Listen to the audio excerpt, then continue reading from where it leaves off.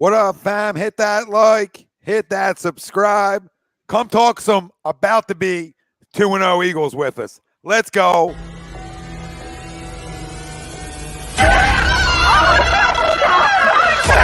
Let's go.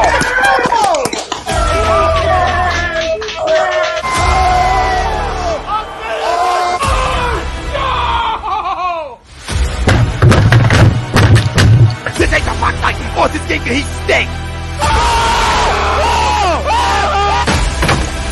Oh shit!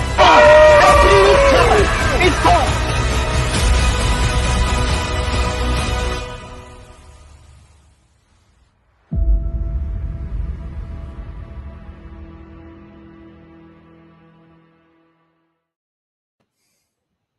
It's Bob Mannery here. You're listening to A2D Radio, real sports talk radio for the fans, by the fans, no agenda. These guys are the best in the business. Hashtag it. No notes. Welcome in, everybody. This is A2D Wednesday nights, only on A2D Radio. Every Wednesday, we are brought to you by BetUS. BetUS is a leading online sports book. They've been in the market for over 25 years. You can bet anywhere in the U.S. on everything. Use our promo code A2D for 125% sign-up bonus. No Chrome tonight. No Ralphie tonight. Notice that late.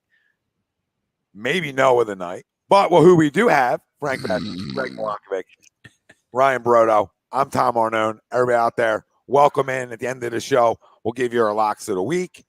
We'll also go through the whole slate of NFL Week 2 games and give you our predictions. But our main topic at hand, because, here we are, baby. Here we are. Will be, and it's Monday night, which is nice too, right? Week 2, Monday night, you're right into the primetime games, and I love it, right? Because they always feel more important, right? And I like to make early in the year games feel more important too, right? And I think it's a nice thing to have on the bright lights, on the big stage, all those types of things. So Eagles Vikings preview will be our main topic at hand. I'll tie into our poll question brought to you by Manscaped, and you can get 20% off and free shipping with the code A2D at manscaped.com. Unlock your confidence and always use the right tools for the job with Manscaped. Listen, people, it's time to throw out your old hygiene habits and upgrade your life. And you can do that and get 20% off and free shipping with the code A2D at manscaped.com. Our poll question is we're going to go on the defensive side of the football, which has been enjoyable, right? After 1 week, a lot of conversation about one Jonathan Gannon in this defense. And we even got to talk about supposedly we have a general manager sitting in on defensive meetings. So I would like to know, is he just sitting in? Because I got no problem with you checking things out, right? You're doing the shopping. But do you have a voice in those meetings? Do you have a voice on who's playing on Sunday? Or Monday? So there's a lot of weird things going on in the NovaCare. But guess what? When we hired this staff, we knew what we were doing. And we all said it. This is to give the big, great Howie Roseman all the power in the world. And here we are. And here's our poll question. The Philadelphia Eagles defense will have a bounce-back performance against the Minnesota Vikings on Monday Night Football. Do you agree or disagree? Let us know. Facebook, YouTube, Twitter, that's where we're live. Everywhere you get your podcasts, we're there as well. Hit the like, hit the subscribe, hit the follow, give a 5-star review. Most importantly, comment in tonight. Let us know your thoughts on the poll question. And I didn't want to make you guys laugh, but I agree. I do think they have a bounce back performance because I think everybody thinks they're like they're dead and they're not good enough, right? And when I think as players, when you hear that, you usually get guys' best efforts, right? Usually, especially when you're considered a good football team, and we're considered a good football team, right? And it's Monday Night Football. I'm not telling you the Vikings aren't going to score some points, but I think we're going to have some big plays on Monday night, right? I think we're going to get off the field in some big spots. I think, their third down conversions were 9 for 14, right? That's not good enough. That's not good enough. So think about what you have to bounce back from, right? Okay. So let's go over a couple of things on why I agree they bounce back, right? Lions were 9 for 14 on third down. We already talked about 181 yards on the ground. That's atrocious. Okay. That's just everybody stay in Detroit. And then the easy one's 35 points against Jared Goff ran offense. None of those things are good enough. And our pressure wasn't good enough. and he got the ball out of his hands sort of quick. I think Kirk likes to get the ball out of his hands sort of quick as well, though. So you have that same type of quarterback. But listen, it's just about bouncing back is getting off the field on third downs, trying to hold them to 24 or less, right? I think that's sort of where your numbers got to be because they're explosive, but they're not the greatest show on turf, right? And they have weapons. We can talk about their weapons ad nauseum, but we have a good defense. And we came into this year with an upgraded defense. So they better bounce back. This conversation shouldn't be like, I disagree to it. Because then we all sat here and talked about a top 10 defense in football. So we better all be agreeing that they bounce back, even though they might not. Because it's sports. I don't know. Right? I don't know. I hope there's some guys with something between their legs in that locker room to get off the freaking field, to stop the run, to have some pride in what you do. Right? I would hope so. But I don't trust this defensive coordinator. I'm not firing him. Like people out there are like, hey, what about firing Gannon? No, I was talking about firing Gannon at the end of the year. And week one just proves more of the reason why. Yeah, okay, so, I mean, it's on him. It's on him for the bounce back. Because I think there's enough talent on this defense to be really successful. And we'll see if what we talked about week one, the speed of the game, because you got to get used to it again. You know, does it slow down a little bit for guys in the open field? And there's not so many missed tackles, etc., like we saw on Sunday, right? And that's another important thing. All right? And I get it, Gannon doesn't miss tackles. But guys play that type of bravado you call and you walk around with. And I stand by that. Because on the defense side of the football, you got guys that want to take people's heads off. So how do you coach? Are you passive, right? Right? Are you passive-aggressive? Because that's what he is. He's like passive-aggressive. Like, I blitzed 4 times. Somebody jerked me off under a table. I mean, grow up, Peter Pan. Like, so he's an issue, but he can also get better from what we saw. And you got to hope that he adjusts and proves, you know, some of the people out there like myself that have been extremely critical of him wrong, right? And he shows us why maybe teams have been interviewing for a head coaching job. But I think they lock all windows and doors. Like the great Mark Zumoff says, you know, I think they lock all windows and doors on Monday night, and I think we get a huge win. So, boys, what do you guys say? Everybody out there, chime in. Let us know. Go ahead, Greg. Yeah, I mean, I'm kind of torn, right? Because the Minnesota Vikings, as we mentioned, Tommy, as I mentioned on Sunday, their weapons and their offense in general is a better version or more talented version of what we've just faced in the Detroit Lions, right? When you look at your outside of Adam Thielen and Justin Jefferson was open all day on Sunday, right? And Dalvin Cook is an upgraded version on DeAndre Swift, and that's no knock on Swift, right? Kirk Cousins is better than Jared Goff, but here's where I'm going to come back and agree to the poll. Is on the road, Monday Night Football is an auto bet on anybody facing Kirk Cousins, right? We know Kirk Cousins struggles in these types of games.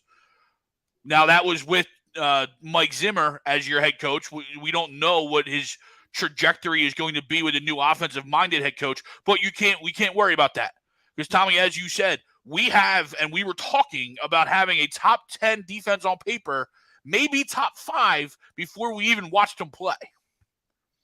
And I'm hoping that, you know, some of the nuances that got missed on Sunday was a lot of rust, right? And a lot of just missed timing, right? Your latest split second, boom, you're going to miss a tackle, right? Your latest split second, boom, that guy's by you already because you weren't there physically in the preseason and through training camp. But fine, we're healthy, except for now Barnett. But I don't think that was going to make that much of a difference coming into the week. So I agree. I think they heard the noise all week. They know what they're up against. And we know from talking about and you know, working throughout this league as you know, each and every week as we do, you can't look forward and you can't look back. You have to look at what it is that week. Right? Teams adjust each and every week to what their opponents do and to what they're working back from. So I'm going to agree. I think they come back. It still might be ugly at times. and it still might be frustrating, but I think they do have a bounce back. I think we do get another victory, not to spoil that side of it, but like I said, that's Kirk Cousins on the road on a primetime game is auto bet whoever not Kirk Cousins. Yeah, and the other side of it is they know what's coming into town. They know how explosive it is. So hopefully you get a little bit more attention to detail. Yeah, absolutely. You have no idea how much I don't want to do this and say this. Like, usually we let Greg be like the wet blanket going into an Eagles game, and it usually works, right? Like, it usually works. Tom, we talked about it on Monday with DJ, right? Like, I think there was a couple times where I basically said, hey, if I'm Kevin O'Connell, which I'm not, this is exactly what I would do against Jonathan Gannon's defense. Play to our weaknesses and play right to their strengths. If I'm saying that so easily, not even 24 hours after, the Eagles game in week 1, I would imagine Kevin O'Connell, Justin Jefferson, Dalvin Cook, Adam Thielen, Irv Smith, Kirk Cousins, all of those guys are seeing what our defenses look like against not good quarterbacks, not mediocre quarterbacks, but bad quarterbacks. Like Jared Goff, no disrespect, he's not a good quarterback. He's a bad quarterback. And all he needed to do to have that comeback third, fourth quarter was be the fastest quarterback in the NFL in week 1 to get rid of the football. He was number 1 in that category. And to Greg's point, the Vikings have, in my opinion, way better weapons than the Lions do. I think the Lions are fine. Like Chark, Amon-Ra, St. Brown, Swift, they're good. But now you're dealing with Thielen, who's healthy for the first time in 2 years. Jefferson, which is Justin Jefferson. We don't need to – he's not a slot guy, just in case anybody knew. Irv Smith, who they got nothing out of in week 1, and they still, cruised to a victory. Dalvin Cook, Alexander Mattison. I will say the biggest opportunity for us is that their offensive line is kind of suspect, which we learned in week 1 against the Lions is not the case, even though they're banged up. So the opportunity's there, but I cannot for the life of me. And listen, they have every ability to regain my trust, meaning Gannon and this other player, which is Fletcher Cox. I have no confidence in either of them. Way lesser to a degree with Gannon. Like Fletcher, at least he's going to do some things. He can pretend he's out there for a little bit. You see what they did, the Lions, that is, on the rushing attack when Fletcher was on there. So all the Lions had to do was, hey, Jordan Davis is on the field. Okay, let's throw the ball. Oh, Fletcher's on the field. Let's run the ball. It plays exactly into what I think they're going to try and do in Minnesota, which is, hey, you're going to get the ball quick, which Kirk Cousins has always done. You're going to get it to Jefferson, Thielen, and the weapons I mentioned. He has yet to prove to anyone, let alone me, that he can beat a good quarterback. And I know, listen, Kirk Cousins, he's mediocre. Some people say stinks. I don't agree he stinks. I think he's if we're ranking quarterbacks, I think he's 14th or 15th. But when you have weapons like that, you can get away with it. So I hate being the guy to be like, no, I have no confidence in the defense entering week 2. That escalated quickly. But I got to be honest. They have to really show me something that was the exact opposite of what I saw in week 1. Yeah, I think listen, I'm not sitting here making excuses for the play. I'm not going to sit here and make excuses for the defensive coordinator because I don't like him. But I will make excuses for these players though a little bit. Like week 1, I will not, it's unacceptable and you got to fix it. But if this was a trend, then I'm right on the disagree side. But it's not a trend with new players yet. It's a week 1 that you were getting off the field and you were doing some things, and it just all shifted on you, right? So maybe you took your foot off the gas there a little bit. I'm hoping, right? After the pick 6, maybe you throttled down. You started playing more prevent type coverage, right? And you allow the team to get into a rhythm. Okay, that's the big thing. Drive 1 of that game, not happy with that. But that's also drive 1, first drive of the season. Teams at home, that's going to be their best 10-plus plays. So they're scripted plays, that's right? Scripted group. Teams score all the time on their scripted shit. So there's ways to look at that too. I think there's more of an issue with looking at it from the quarterback side of it. There's more issue with the left side of our defensive line than there is with the right side. I mean, Javon Hargrave stinks against the run. I mean, you're saying Fletcher Cox isn't good against the run? Javon Hargrave is hold my beer against the run, okay? And Fair. Joshua stinks against the run. So when Detroit really smoked us, it wasn't even the Fletcher. I'm not saying it's Fletcher of old, right?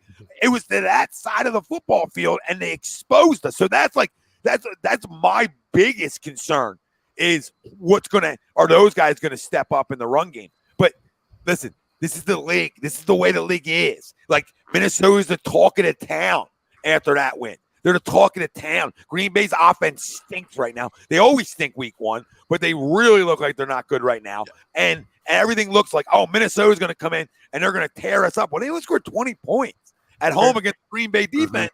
That Kirk Cousins is that Kirk Cousins. They're going to have moments offensively where they look like they can't be stopped, and then he's going to he's going to do a boneheaded play.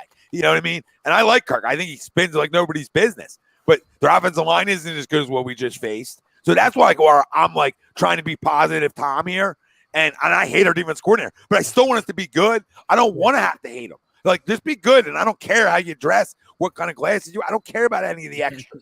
if your defense is getting off the football field. I will say really quick before you go, Frank, this is coming from somebody myself that ever since like August when we really started doing predictions, I'm probably a little too high on the Vikings, right? Like, it feels uncomfortable to be like this high on a Kirk Cousins quarterback team. And again, like, I don't think he stinks, but usually the teams that we really are high on are guys that are, are teams that are quarterbacked by guys that, can go on a sustain. Yeah, but I'm going to stop you because I don't think you're high on them. I just think the division isn't that good. Fair, yes. And that's your bet, and that's your arguably the best roster in that division, which I actually agree with you. Like Minnesota winning their division isn't like how'd that happen? Right? Yeah. Like, I don't think anybody would be shocked there. If they go to an NFC title game, I think that's where we start getting shocked. Yeah, then we're like, oh wait, Kirk Cousins is actually good. Yeah. We're like, oh, hey, there we go. It was Mike Zimmer's fault. Well, I think listen, when you're literally fighting the head coach in the locker room because you hate him so much. I really like Kevin O'Connell, but it's like, damn, you got a good offensive mind and you don't hate him and you have Justin Jefferson. Okay, you might be in good shape. Yeah, I know. And I know we're going to get into this right after Frank goes, but I could see us Minnesota look great defensively, blah, blah, blah, blah, blah. Sunday against Green Bay, but it's like a letdown almost for them after beating Green Bay. Like, I could see us carving their ass up offensively. I could just see it. Like, I'm picturing it. And I'm not saying like we blow them out. I'm just saying like I could see us sort of doing what we want offensively too. I mean, for me to answer the poll, I also agree to the poll. I think what we saw last week was a lot of that, as Greg mentioned earlier, preseason rust, shaking off, getting the technique, getting the right tackling down. I hope we don't see that, against Minnesota, especially when you have the home crowd on your side this time. And another thing too, Jonathan Gannon, hopefully a lot of that play calling that gets corrected, the right rotations that gets corrected, the assignments gets corrected. Hopefully all that gets corrected. You also got to create more opportunities for Jordan Davis. As Ryan mentioned, you had when Fletch was on the field during those rushing plays, it was like 10 yards compared to Jordan Davis giving up almost 2, maybe 3 yards at certain times. So, we're probably going to see more Jordan Davis. At least that's what I'm reading. That Jordan Davis will see the field more. He's going to get more into those rotations a lot. But let's avoid the long drives. Let's hopefully get it all together. Hopefully that rust is gone. And let's see what we can do on Monday. I'm looking forward to it because I'll be there, and let's have some fun. Yeah, listen, I mean, I think we're better. We're better than we played on Sunday defensively. Oh, absolutely. And some people in the chat were even like, Slate picks that ball off. That's a wrap. Mm-hmm. So they're we didn't take advantage of that. Which, listen, you got to take advantage of it. And we made Detroit look better than they are offensively because we let them run the football on us. I don't disagree with like that. By the way, me talking about Hargrave and Cox, like Manny, the Manny's point, like I mean Hargrave and Sweat. That doesn't mean Fletcher's any good anymore. That just means those two guys I watched get blown up a lot. And plus the kind of sets that we were running defensively allows that, like, that you're talking about 3 guys on 2 or 3 guys, right? And you don't even have a safety in the box, right? So you're running 3 guys on one side where you can literally have almost 4 guys blocking. over there. So it's just not a recipe for success. Right. You really then got to win up front, right? Like if you're not going to go a 4-3 and you're going to go a 4-2, whatever the hell they ran, right? If you're not going to go a 4-3, then if I'm a good quarterback or just a competent quarterback and I'm Jared Goff who's smart, I'm going to check out. I'm going to check out, run. And that's what they did on Sunday. If you really look at it, that's what they did. They came back in that football game because they could run it down our throats whenever they wanted to. I don't think Minnesota's offensive line's as good as theirs. Nope. But they have a better running back.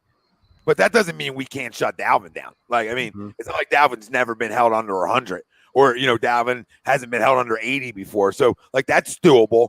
The biggest problem is Jefferson, right? That's the big problem, obviously. And creating some turnovers. But you got to get pressure. You can't have like 4 pressures in a football game. Like that's unacceptable. Greg, go real quick and then go. Not only are you not getting we're talking about Cox, Hargrave, Sweat, in terms of rush defense. Like, hey guys, you still gotta have a fucking pulse when it comes to rushing the passer. You can't be on the field. Like I'll just play Jordan Davis, who supposedly can rush the passer then. Yeah, no, and we talk about that all the time, Tommy. Is all your different levels feed off of the level in front of them. So if your front 4 can't get pressure, then that puts the pressure, right, or the importance on the linebacking and on the secondary to then cover for longer than they have to. Right? How many times do we talk about 2017, 2018, that dream season, but that front 4 got to the quarterback, whether they got sacks or whether they just made the quarterback move off their mark, right? You even look in the Super Bowl, I know the Patriots never punted, but look at how many times Tom was adjusting in the pocket, was moving off his spot, and that ultimately led to that strip sack that saved the game, right? But that's where the pressures come in. Sacks are more from a coverage standpoint when you get the pressure, but the pressures help your coverage to where Bradbury, Slay, Maddox don't have to stay attached to guys for 6, 7, 8 seconds. Well, why can't you just run a 4-3 with like this linebacker? Like, why can't you have Reddick with playing? You can play in a 3-point stance, but playing D end and putting Nakobe out there. If you want TJ Edwards and Kaiser White on the field together, then fine, just put Nakobe out there because he's a good coverage linebacker too. So at least you have size in the box. Like that's what you got to adjust to when you're getting it thrown down your throats. Like you're that worried defensively on having to run nickels and dime packages that much that you're going to get exposed, then Slay and Bradbury ain't any good then. Avante Maddox isn't any good. Exactly. What did you trade for? What did you trade for? What did you trade for then if you don't have confidence in these guys? It's ridiculous. Yeah, these guys are cover guys. Yep. Like these guys you got to allow to be one-on-one. I mean, I don't understand it because that's a recipe to get like that. That's bend not break. Like, oh, we'll give up 10-yard rush after 10-yard rush, and it's okay because we're going to try to hold you to a field goal. No, that's backbreaking. That's unacceptable. Change the scheme. Like, play some rookies. It's okay. Like, and I'm not telling you these guys got to play every snap. And Michael, I mean, I think if that happens, I don't know what to say. Yeah, I'm not saying Minnesota can't win the game, but I don't think the 37 points is what got me. Yeah, I don't think it's going to be like a double-digit win. Even if Minnesota, I mean, I'm not going to pick Minnesota to win, but if Minnesota were to win, I don't think it'll be by double digits. I'll be very surprised. I guess the thing that I just can't get past like my mind is you see Jonathan Gannon in the film room this week looking at what Justin Jefferson did to the Packers, right? And he says, well, we're not going to let that happen, so we're going to have everything in front of us. I understand why it's like this forbidden thing to get beat over the top. We saw it all last season. I understand that. Nobody wants to get burnt 75 times during a game. But like in the simplified thing, and we talked about this on Monday, Tom, if they're going to beat you regardless, I would rather them beat you like quickly. That way there's like, I don't know, Jonathan, there's a thing called time of possession, and having your defense on the field for, I don't know, an 80-yard, 12-play drive also isn't ideal either. So, listen, I understand Justin Jefferson is really difficult to game plan for, as is a lot of receivers are going to see this year. But he set a precedent to where, this guy's good at football. We're going to play so damn soft that it's not going to be even a threat to get burnt. But that's also going to hurt you as far as, I don't know, making a quarterback, whether it's Kirk Cousins, Tom Brady, Patrick Mahomes, or Jared Goff, just a little bit uncomfortable. That's why I just can't get through to it. And Tom, to your point with what you kind of saw, in week 1 on Sunday, I understand players play. I truly do. There's some things when they were lined up where I'm looking at it and I'm like, I don't know what Jonathan Gannon's looking at. I don't know what kind of sport he thinks he's setting up, because you get Hassan Reddick, who had all the statistics and all of the accolades with getting to the quarterback, getting sacks, 29 and a half the last 2 seasons. What do you do week 1 against a bad quarterback, by the way? You have him stay in the middle of nowhere. Why get him? It's overthinking. It's what it comes down to. It's a guy who thinks he's the smartest guy in the room, and I'm going to give you joker looks, and I'm going to give you all these different looks that try to confuse you instead of saying, you know what, this is my best pass rusher. I'm gonna make him get after the quarterback, and these are my best linebackers. I'm gonna use them correctly. Like, you don't have to be cute. Like, Josh Sweat's never earned himself like a starting DN role. I don't care what some of the nerds here in Philly try to tell me he is. But, like, I would have fired Jonathan Gannon after week 4 last year. I mean, I was pounding the table to do it. So, like, people are like, hey, give it time. I know I am. It's 18 games now. And the schemes that he runs are so nerdish and so, like, oh, my God, don't touch me. Like, that's why I feel like you're kind of guy. Like, don't hurt me. Don't hurt me. Little jabs. We don't want you to throw the haymaker because, God forbid, you connect with it. No. When you allow an offense, this is like the simplest shit in the world, people. You don't need guys in suits on ESPN telling you this. This is common sense, okay? When you let somebody dictate how they want to go about their business offensively to you, you lost. In terms of that battle, you lost, right? That's how it works. When you allow that to happen, okay? When you try to dictate how you want a team to go against you defensively is where the damn good defensive coordinators are. All right? Like go way back like Buddy Ryan, but Jimmy Johnson, who everybody knows here, he's going to do what he does. He's going to be aggressive. The whole country knows he's going to be aggressive. Did it hurt him at times? Sure. Okay? But did it create turnovers? Yes. And that's the difference maker, right? Pressure creates turnovers. So he had 4 blitzes and like 4 pressures on Sunday. You're telling me, guys, that you're that scared of Jared Goff that you can only blitz him 4 times? And weren't a few of those blitzes on running downs anyway? Yeah, yep, I didn't even get that. So, I mean, that tells me that that's my biggest scare, right? When you talk about what he does and players, and like we talk about players always play, but then he gets himself involved. And again, you're going to play to the style of your coordinator.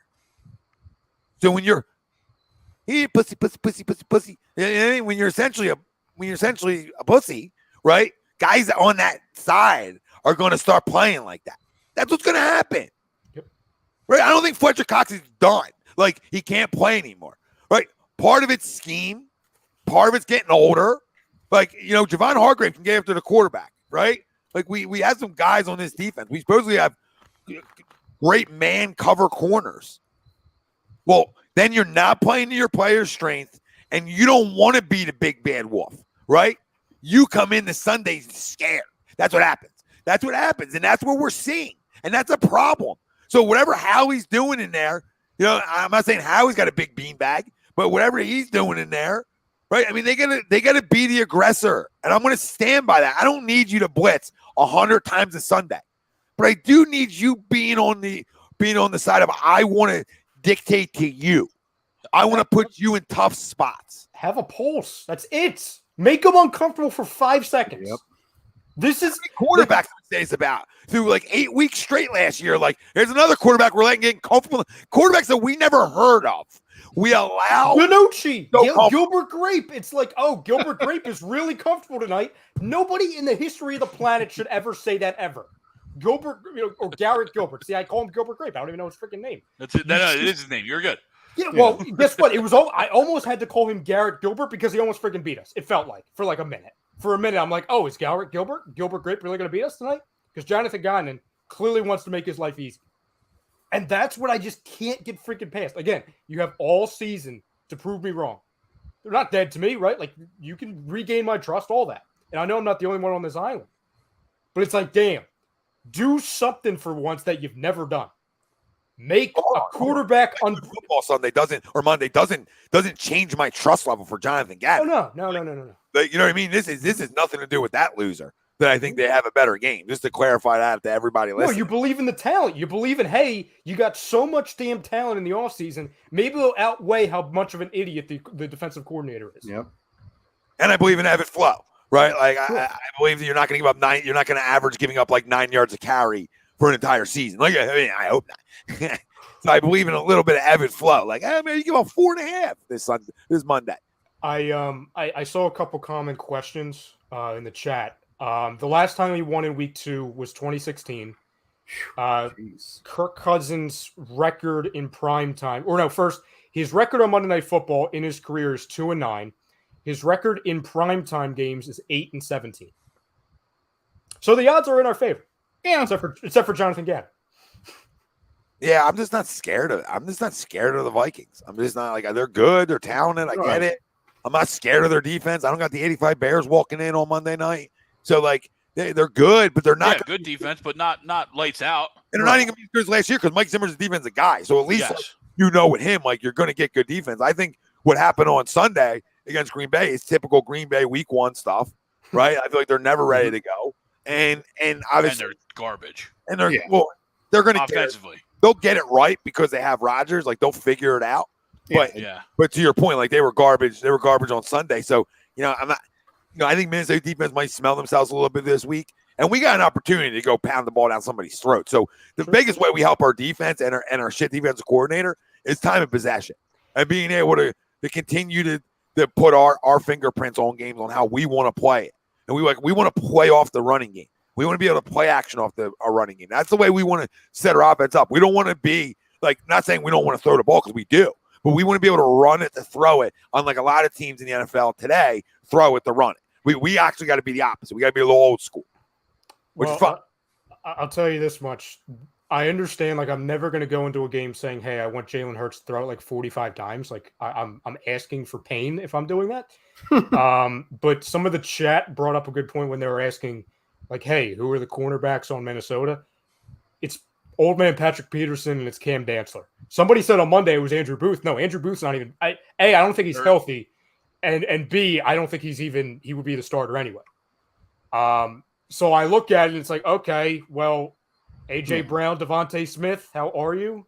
Yeah, and Devontae Smith is finally going to get his, no receptions, And also you got to factor in Quez Watkins. I mean, I think we're going to see some action from both Devontae and Quez going into Monday. He didn't even get a target, right?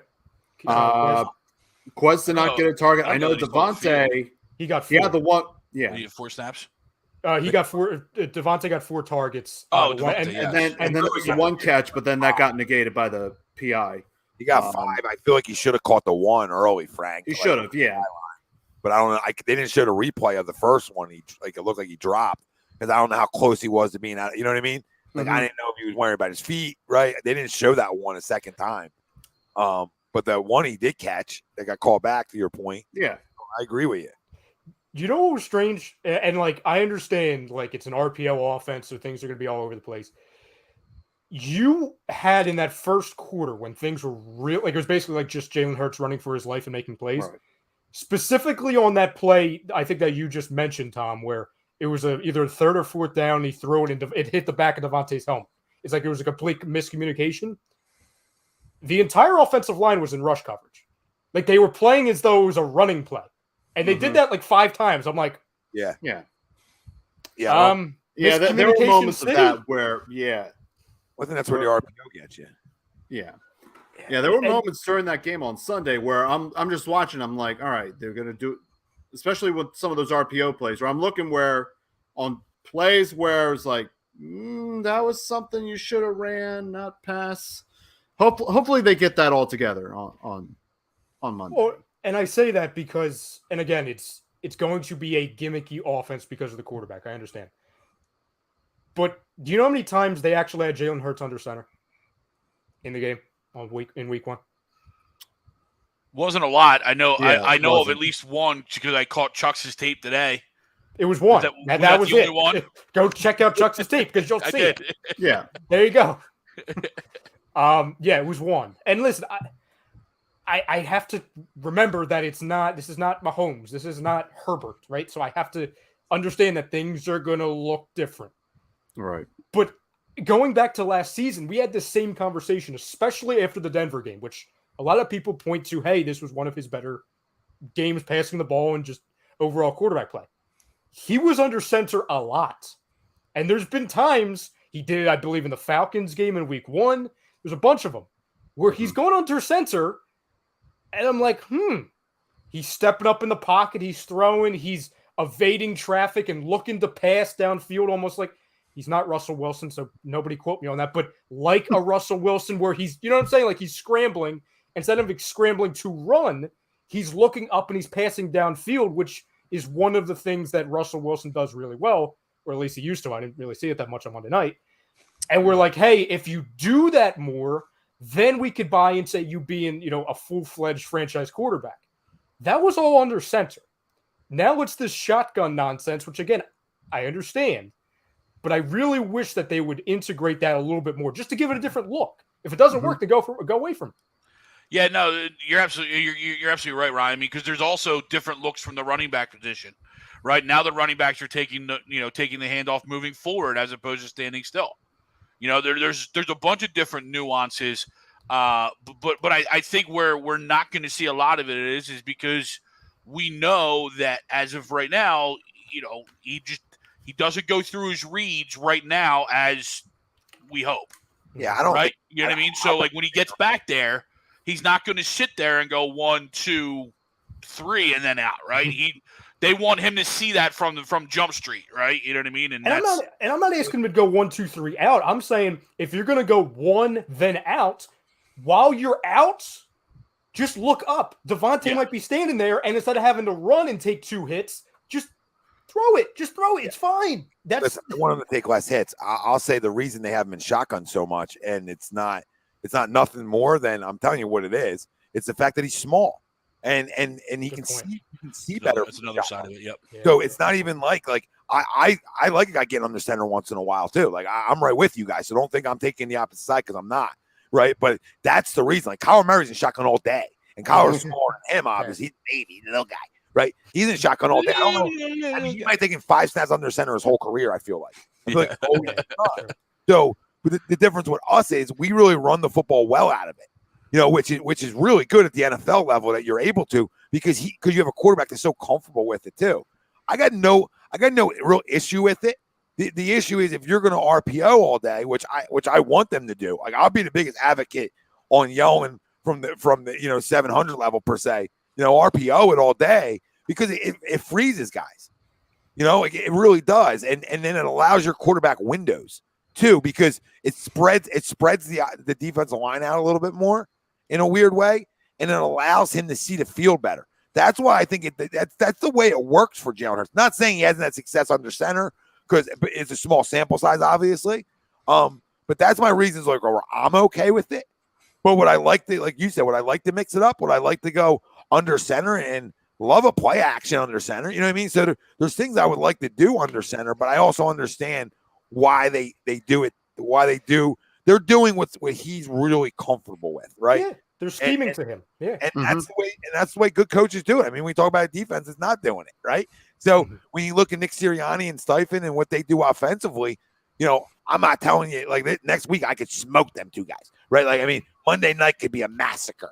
All right, if I don't like what they're doing and he's not good enough, right? But I'll give credit where it's due. I thought they had a great game plan week 1. And I'm happy that they didn't get away from their stripes. And that's the biggest thing. Like, listen, winning's what it's about. It doesn't have to be done always what people say is the right way. Because the right way will always be leading the league in rushing. Because I take your heart that way. It didn't look good in the playoff game, obviously, right? Which is a combo of things. But we had a quarterback that looked more comfortable for the most part. And I don't want him running that many times, but I'm also not going to stop him from if there's nothing there. And because a couple of them were offensive line protections that he had to go on, and others were, hey, you maybe left like a second too early, right?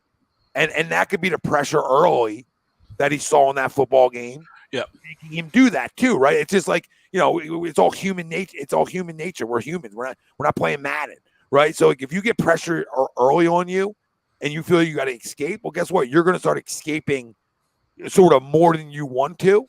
So let's see if we can hold up a little bit Monday night and allow him to sort of go through some things. Because I think I do really want, and part of this is me wanting to believe it, right, guys?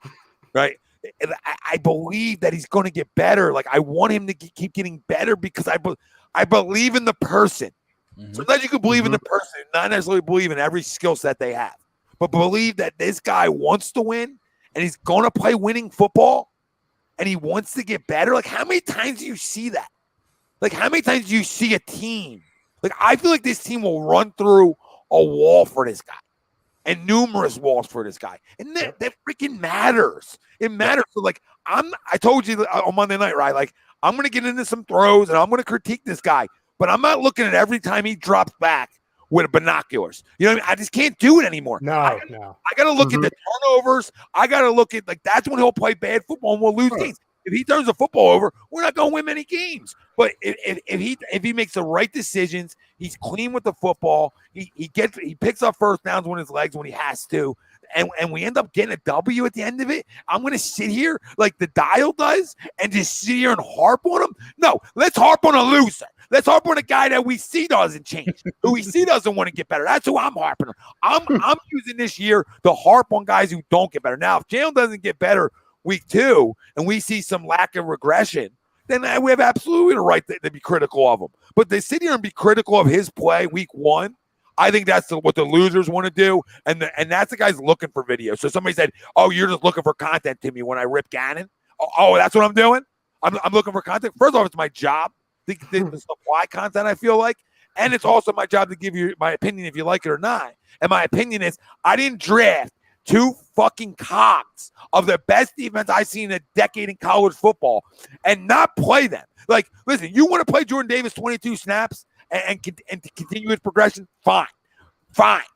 The Kobe Dean should be on the field all freaking day. I don't know if people understand about that. I'm not telling you he's the best linebacker in football. I'm not telling you he's not going to have rookie mistakes. What I'm going to tell you is he was arguably, in my opinion, the best overall linebacker, not only from smarts, but to the way he plays, that played on Saturdays. I don't care what the stats tell you. I'm going to tell you the intangibles. I'm going to tell you how good of a pass coverage linebacker he is. Like, let guys play. If he struggles, you can always put him down, right? But the fact that you're going to run 2 linebacker sets, and with all due respect to TJ Edwards, he's a guy. Oh, Greg. He's a guy. I like TJ. He's a guy, but he's a guy that's been in the league now for a minute, right? Which might be the only difference than a Kobe, right? And that might be it. Yeah, you're cool. absolutely right. Cool, but that's scared of losing a job, right? I'm not saying it's not. No, that's scared of developing. Like, I didn't draft the guy to play patty cake. I didn't draft the guy to say, well, there's a TJ be here for a minute. Like, it's not like my scheme's that old to TJ Edwards. My scheme's a year old to TJ Edwards. And I don't change it, so it should be easy to pick up on, right, for everybody involved. I don't disagree with you at all, especially when it comes to the talent. And we talked about this. I don't even think it was on the show. I think we were talking about this before the show, Tom, that, like, Nakobe Dean was one of the higher touted linebackers in the draft. Why he went to the 3rd round was flukish, which we found out quickly. TJ Edwards, coming out of college, he was an undrafted free agent. And I'm not saying that, like, really after a couple years draft stock matters that much. It matters how you play, because we've seen plenty of 1st and 2nd round picks. One we'll see that, this Monday, that did not live up to standards, anything close to that. But it's like, I honestly think the reason why they're giving him more of a run, at least until he loses the job or Nakobe beats it, is because everything I've read is that TJ Edwards, even though he is an undrafted free agent and he's not the veteran, guy of the group, it's Kaiser and it's Hassan, even though Hassan should be playing more of the edge. Long story short, TJ Edwards kind of runs that linebacker group. He kind of puts everybody, he's in charge of that room. Huh. So I kind of think they look at it in that sense.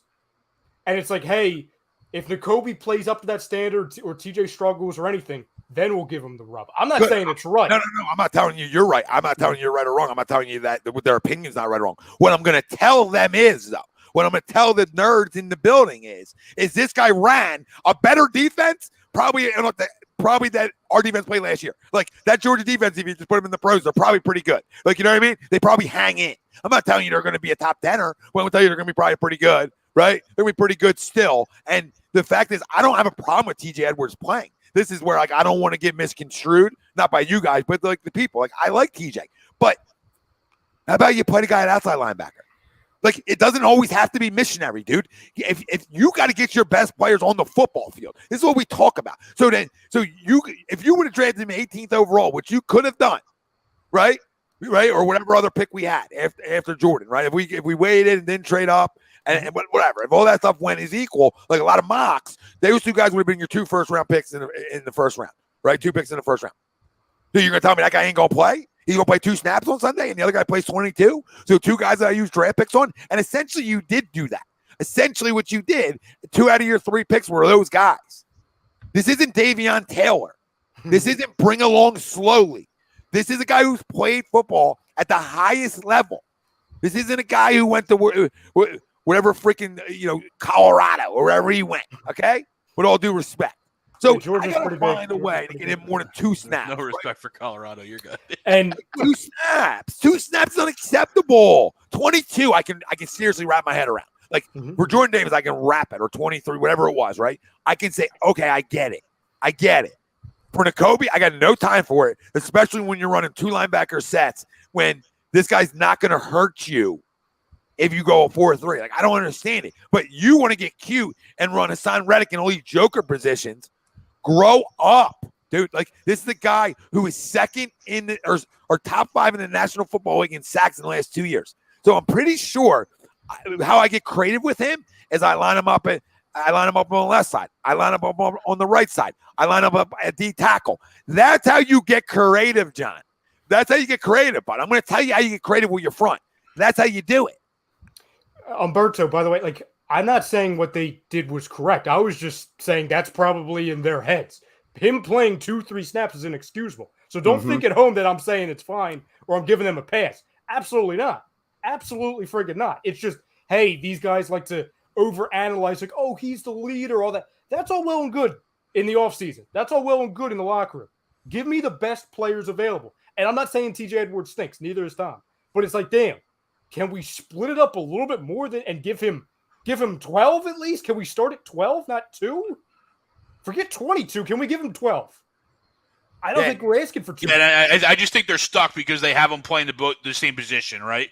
And to your point, Tom, they're stuck in that missionary standpoint to where, all right, well, TJ's our number 1, Nakobe's our number 2, and if TJ plays every snap, then there's only so many limited times. But you're right. Maybe this injury to Barnett's a blessing in disguise to where we get Reddick on the edge now on more, and then we can roll those 3 linebackers, some of which are going to be out of position, right?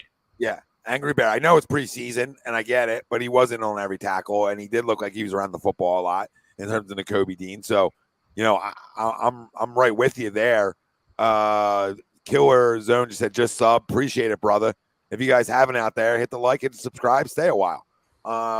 Andrew McGuire asked a good question. I really do like this question, and I would, like Andrew said, would you be playing a little more 3-4? I would, because your personnel is almost more of a 3-4 personnel. Yeah, at this point now, yeah. If you want to run it like this, that's what it is. Like, if you want Sweat and Hassan dropping back in coverage at times, which I don't know why you would want, but if you do want that, then that's what you got to do then.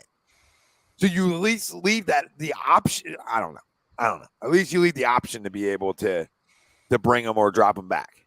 Can I ask you this too? Not to completely flip it, but I think I'm interested to see where people go with this. And I'm not asking who the better quarterback is. I'm saying under what quarterback do you think the Eagles would be in a better spot right now? Cousins or Jalen? Oh, for this team. Jalen. Yeah. Which quarterback would they be in a better spot? Yes, with the construction of this team, the O-line, all that. Oh yeah, no. With the construction, it's Jalen. Yeah. But he's just more mobile. And when things break down, as we know they do, he's going. It's Jalen.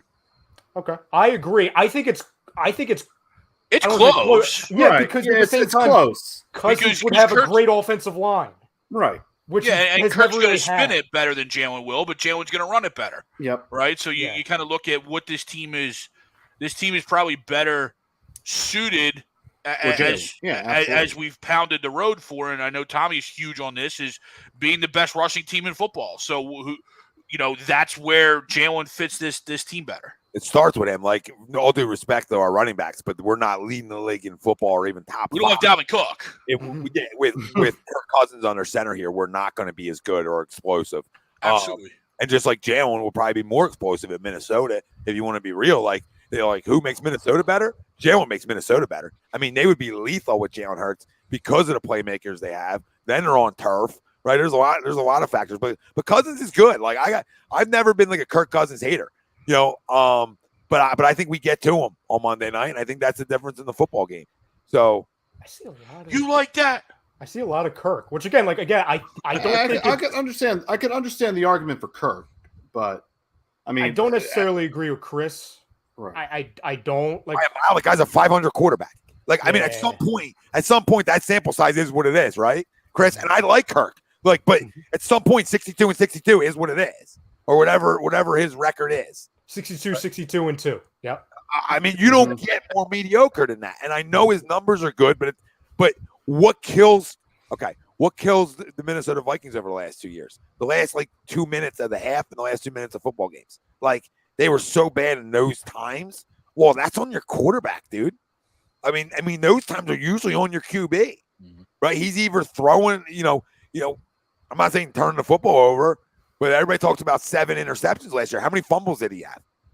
How many fumbles lost did Kirk Cousins have last year? I would like to know that. Yeah, I will look that up.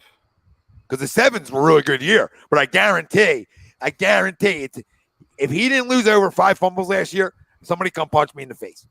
Like, I feel like he had at least lost 5 fumbles last year. Oh, come on, Mark. I mean, Garoppolo or Hurts. Hurts? Oh no, he was there. Oh, okay. Hurts. For us, Hurts. I think Garoppolo.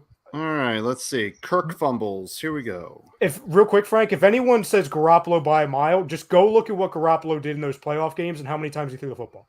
That's all I'll say. Go ahead, Frank. I'm sorry. All right, so he fumbled 12 times in 2021, but lost 2 of them.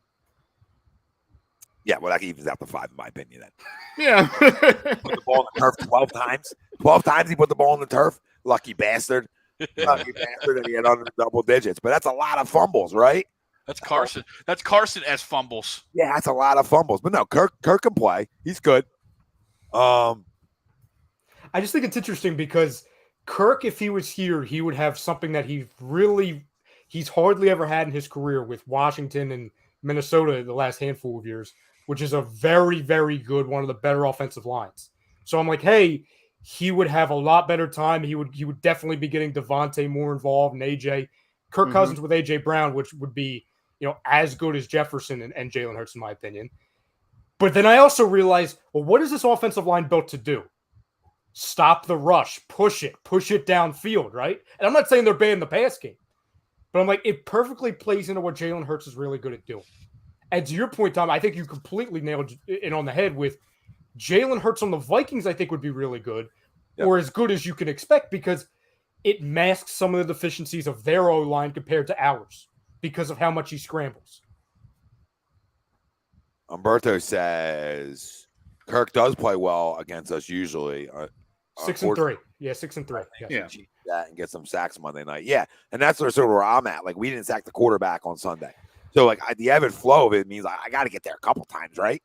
Like, I got to walk into a couple, right, guys? We're not going to go another week without a couple sacks. Come on, I'd hope not. Come on, and if we I'd do, hope not. It's gonna be a long day. Yeah. Yup, completely agree. No, No, Tony, I'm not concerned with no passing touchdowns, right? Like I'm concerned what you do in the red zone. I mean, there was one head scratching call down in the red zone that I had a problem with, and it was like a QB draw rollout, right? Or like nobody was going out for a pass play. Like I got no time for that at the NFL level. Everybody's too fast. It's too compact down there to pull that off most of the time. But besides that, it's about scoring, right? So I don't care how we're scoring.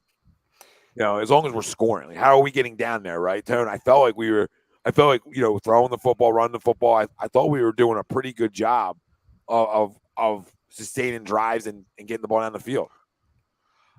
I'm less concerned because there was no turnovers, right? If we're turning the ball over, then we got to obviously make that up, right? I mean, are we gonna sit there week by week and be okay with no passing touchdowns? No, absolutely not. But at least he's not turning the football over.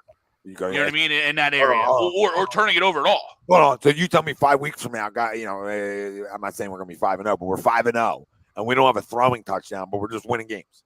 We're cool. Oh no! I'm not concerned. I might have a couple questions. I mean, my fantasy team's concerned because I took Jalen high enough. Oh, that's the reason. See, there you go. There's no concern. It's just Greg. It's not Jalen's fault. Deshaun Bungie, are we acting like we didn't see Hurts last playoff game? No. We all saw it.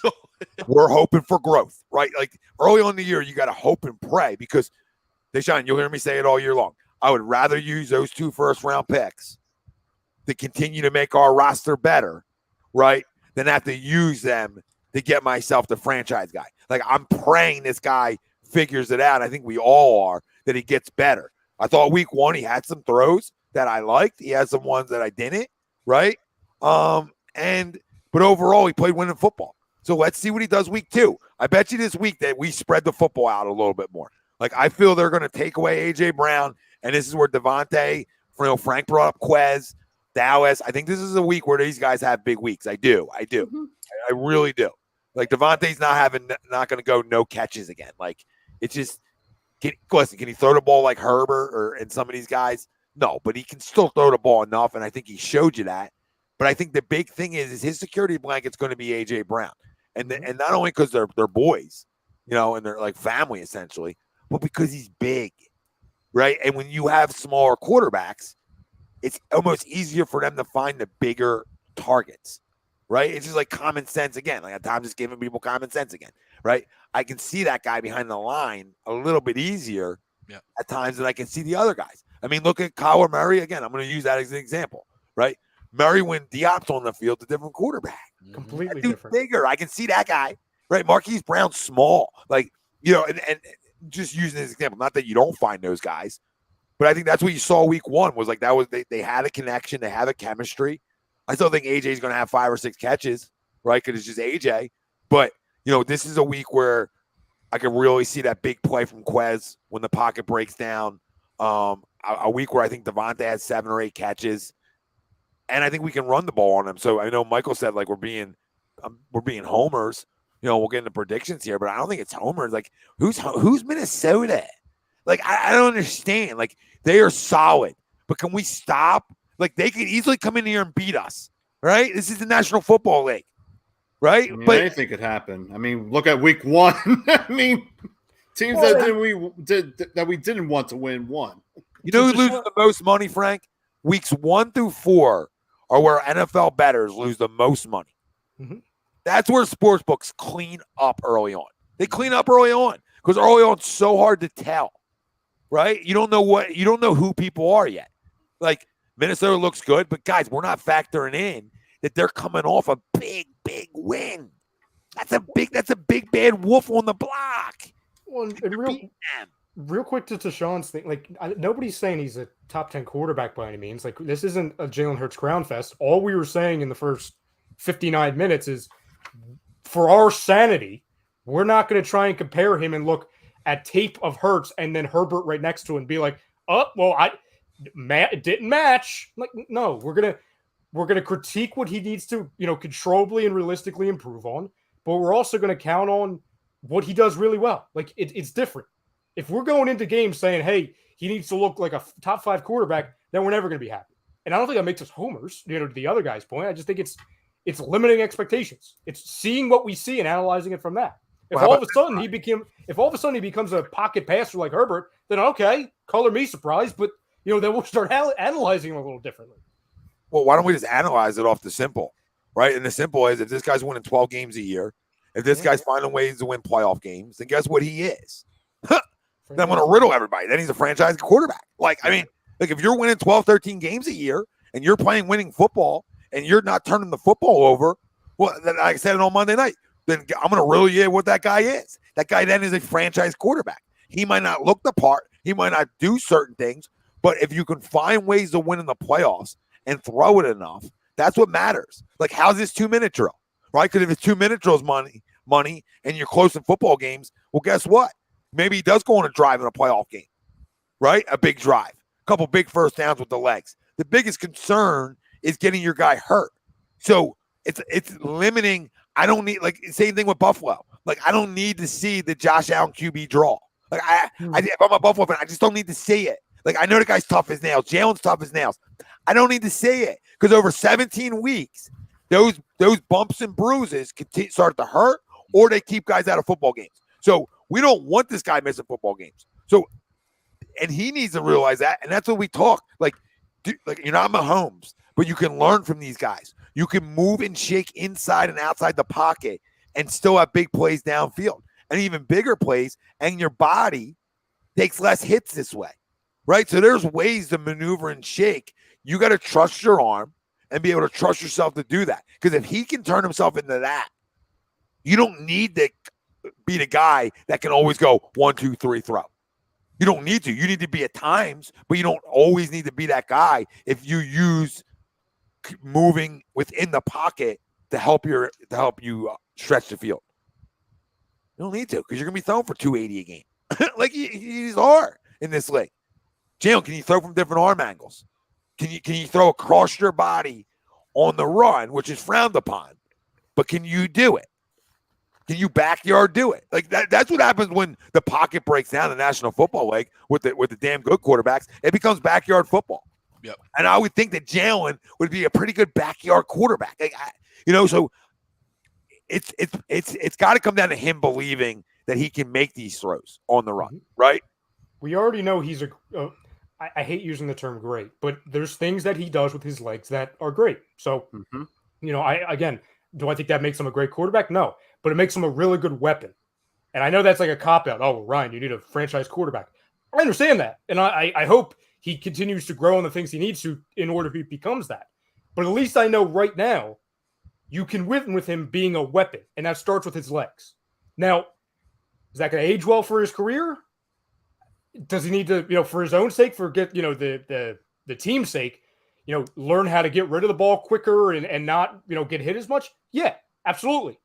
But right now, you can win with him as a weapon. I'll worry about all the other stuff when I need to. Yeah, no, you worry about wins, losses. Yeah. Yeah, so, if you're winning, I don't give a damn. If you're winning, I don't care. That's what a franchise quarterback is. So, it's about winning. And then when you win, can you start getting over the hump, which is the playoffs? And so people and listen, I'm a believer you got to throw the ball to be able to win in the playoffs, right?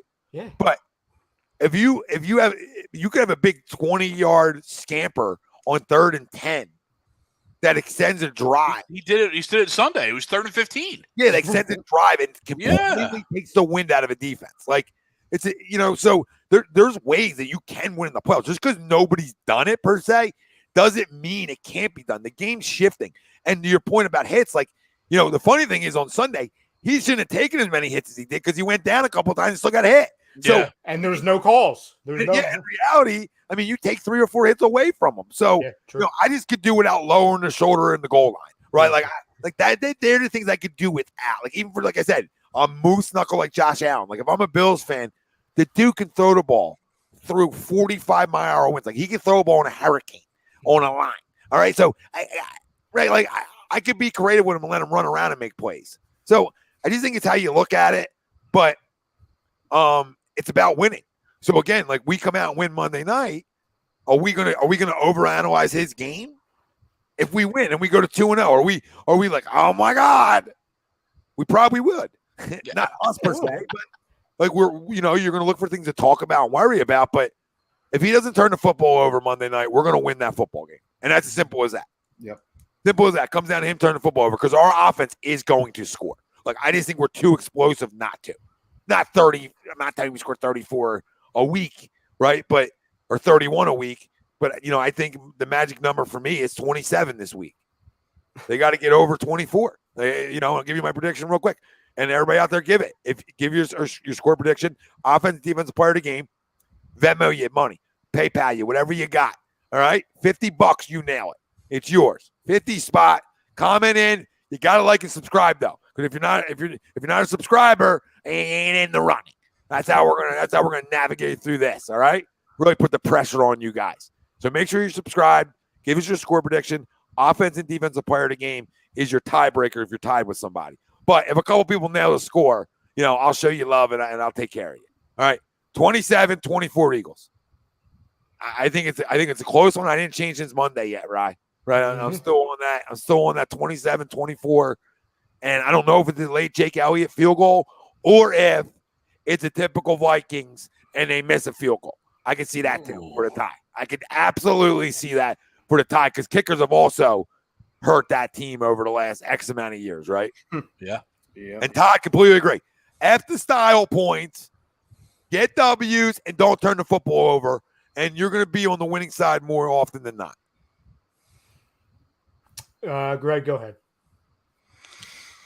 I'm kind of in that same wavelength. I'll go. I'm out. No, I'll slightly adjust it, but I'll go 24-17. Eagles, yes, I'm sorry. 24-17 Eagles. If you saw the beginning of the show, you kind of figured I'd be this guy, and I hope I'm absolutely wrong. I hate doing this. Tom, I've moved it closer than Monday. Monday was really bad. Monday was 31-21 Vikings. I'm not doing that anymore. Wow. Yeah, no, Monday it wasn't. How does it feel to be me, by the way? Listen, I'm going to take this week. I'm going to really think about some things, and then I hope I never do it again. Do a nice cleanse, right? Get it out of my system, and then I never have to do it. Unless Jonathan Gannon does Jonathan Gannon things, then I'm going to be forced. He's going to force my hand, but hopefully that's not reality. I think we're going to have the ability to score, right? So we're scoring more than 21 points. Just based off of I feel like we always say this, like mismatch as far as wide receivers and cornerbacks, and it always comes back to bite us. Like Patrick Peterson will play like he's 24 again, right? But then I'm like, it's AJ. Yeah, exactly. Like it's like, oh my God, is he in Arizona still? Oh, okay. I'm gonna go 31-28 Vikings. I know your truth right now. What? That I hate Jonathan? Yeah, that's the truth. No, I mean, I hate Jonathan too, but I think we're the better football team. I just don't think you're there yet, right? Which is fine. Mm-hmm. I think, and I say this by thinking, like I'm not like guaranteeing it. I don't think their offense is as good as we might be giving them credit for. Like, I think they're good, but I think they're very inconsistent. And Tony, who's winning? 38-7 who? It's like, Vikings. He's had Vikings. He's got the he's got the Eagles. Oh no, I'm sorry, Tony. He had the Eagles all chat. He was saying 38-7 Eagles. Sorry, Tony. Sorry, Tony. Sorry, cut you off, Tommy. No, I don't give a shit. Fuck, I don't even know. Well, this is it. This is why. Tom, look what's in the chat. I can't argue with this. Oh my God! God came back to say Jalen Hurts stinks. I can't get past that. No. God, shut it down. Shut her down, God. Knock it off. He knew I was talking. He knew I needed a second opinion, and that was it. Damn it, God. Damn. Well, listen, I believe more in Hurts than I don't believe in Hurts. So, that's where I stand there. I don't know what I was saying prior to that. That you don't think the Vikings offense is as good as maybe I and others think they are. No, yeah, exactly. I think Justin Jefferson is that dude. I knew that on draft night could have helped the Eagles. And I also believe Dalvin Cook's that dude. But I don't know what Adam Thielen is right now of his career. I just don't know. Doesn't mean he won't have big plays on Monday night. And Kirk Cousins is like, I don't know what he is. He's a definition of mediocrity, but he can flat out spin it, right? And I just don't know what they are. I don't know what they are defensively. I don't think they're as good as maybe some people in the chat think. And I think they're a good offense. They're just not a great offense, right? I don't believe they're a great offense yet. And so I agree with that. That's why I'm like, I I think Greg's more on point. Like the 17 intrigues me. I just think it's the NFL. We're going to give up points. So that's why I went 24. But like the 17 would really make me start believing that this guy can make adjustments. Yep. Wow, spent $2 to say that. Appreciate the super chat. Also, I guess he didn't hear me say that the Vikings were going to win, so okay. Appreciate the 2 spot. Go Vikings. Okay, like how are we homers? Like in reality, because regardless, we don't always pick them to win. Not everybody on the panel picks them to win every week, so it's not like going back last year, we weren't picking them to win every week. No, I don't think we have them going 16-0, 17-0. No. I mean, no. Well, maybe the one who sleeps a lot has them. Oh no! Well, Noah's got the entire defense having like 75 sacks. So yeah. When he comes in, then Cruzan 26 go Vikings. Then then your time is now. No, I said this before, and you bring it up a lot, like this phrase, like when you're making predictions, you just have to see it. Like certain things, I have to see it. I have to see Jonathan Gannon's system, and again, he's not playing, but under the Jonathan Gannon regime, I have to see this Eagles defense make a mediocre to good quarterback with very good weapons, 2 great weapons, uncomfortable. I have to see it. That's all. Yeah, I never think they make themselves uncomfortable. Like I don't even think it's a much about like Jonathan Gannon this week. I just think the Minnesota Vikings have been known to make themselves uncomfortable, right? Like they'll look like they can't be stopped offensively, and then they'll go through 5 or 6 drives where they're 3 and out. Like, you know what I mean? And I've watched them enough over the years, especially the last year with this kind of offense, right? And sort of what they are. And they can beat you deep, and they can hit you in the mouth fast, right? But like I don't know. I listen, at the end of the day, no matter how much I hate Jonathan Gannon, they got to win up front. Yes, right? Because that can make your D coordinator look a lot better. And over the last year and 1 game, they have not done that. So it's time for this front to start winning up front. Well, when did last year? When did the defense switch? Is when Fletcher Cox called him out, and then they had that powwow, and that defense flipped. You know what I mean? And they started playing better. Maybe Reddick needs to do that. Maybe he needs to. Maybe someone else has got to start calling out. Yeah, Reddick. Hey, you gave me that big contract, and I came home to go after the quarterback. I'm just standing here. What are we doing? That'd be a good quote. Mike, they're the same team. I mean, I don't know what you're telling me. Like, how are they totally different? They're not totally different. They got a new coach. They got the same quarterback, the same star wide receiver, the same star running back. Like, they are who they are. I mean, it's not taking a shot at them. They're good. They're probably going to win their division, but they're losing Monday night. I just want to riddle everybody. They're losing Monday night because I think people are acting like the best team in the NFC. The NFC's coming in on Monday. They're not. It doesn't mean we don't play bad. But come on.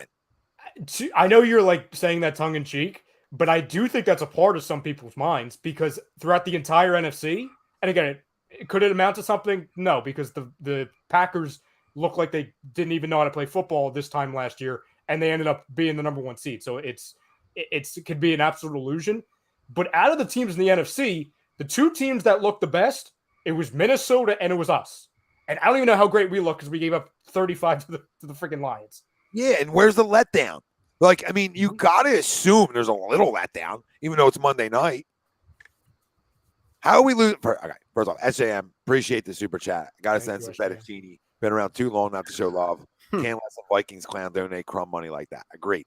Get that off. And Mike, I don't think it's being a homer, right? Like, I think the Vikings are good. I think they lose Monday. How's that being a homer?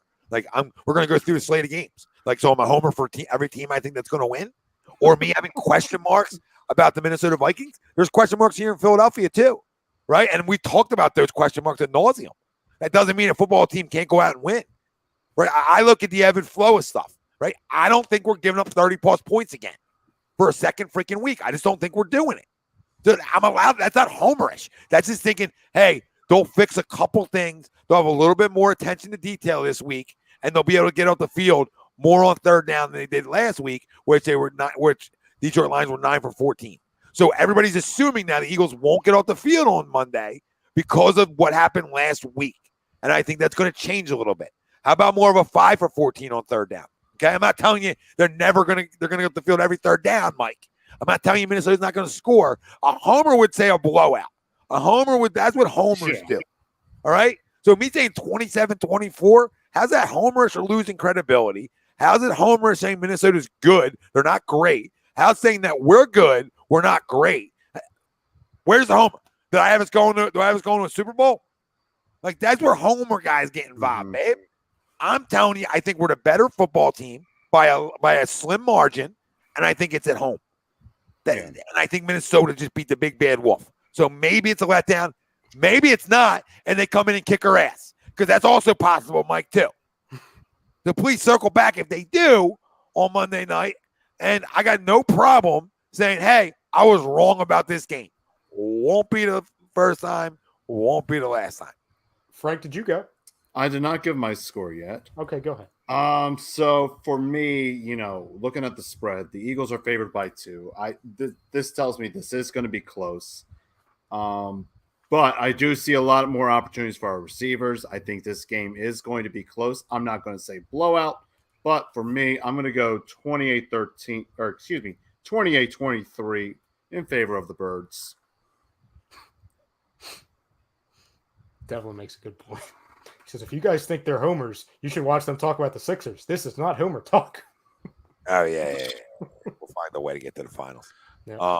Joel and Beetle, stay healthy forever. Don't you worry. Yeah, stay healthy forever. And I'm sitting here like it's probably some of the most objective, conversation we've had around the game, and I think we usually keep it, except for Sleepyhead, we usually keep it 100 on this show. Exactly. At Sundays, there's some shows we can get homer.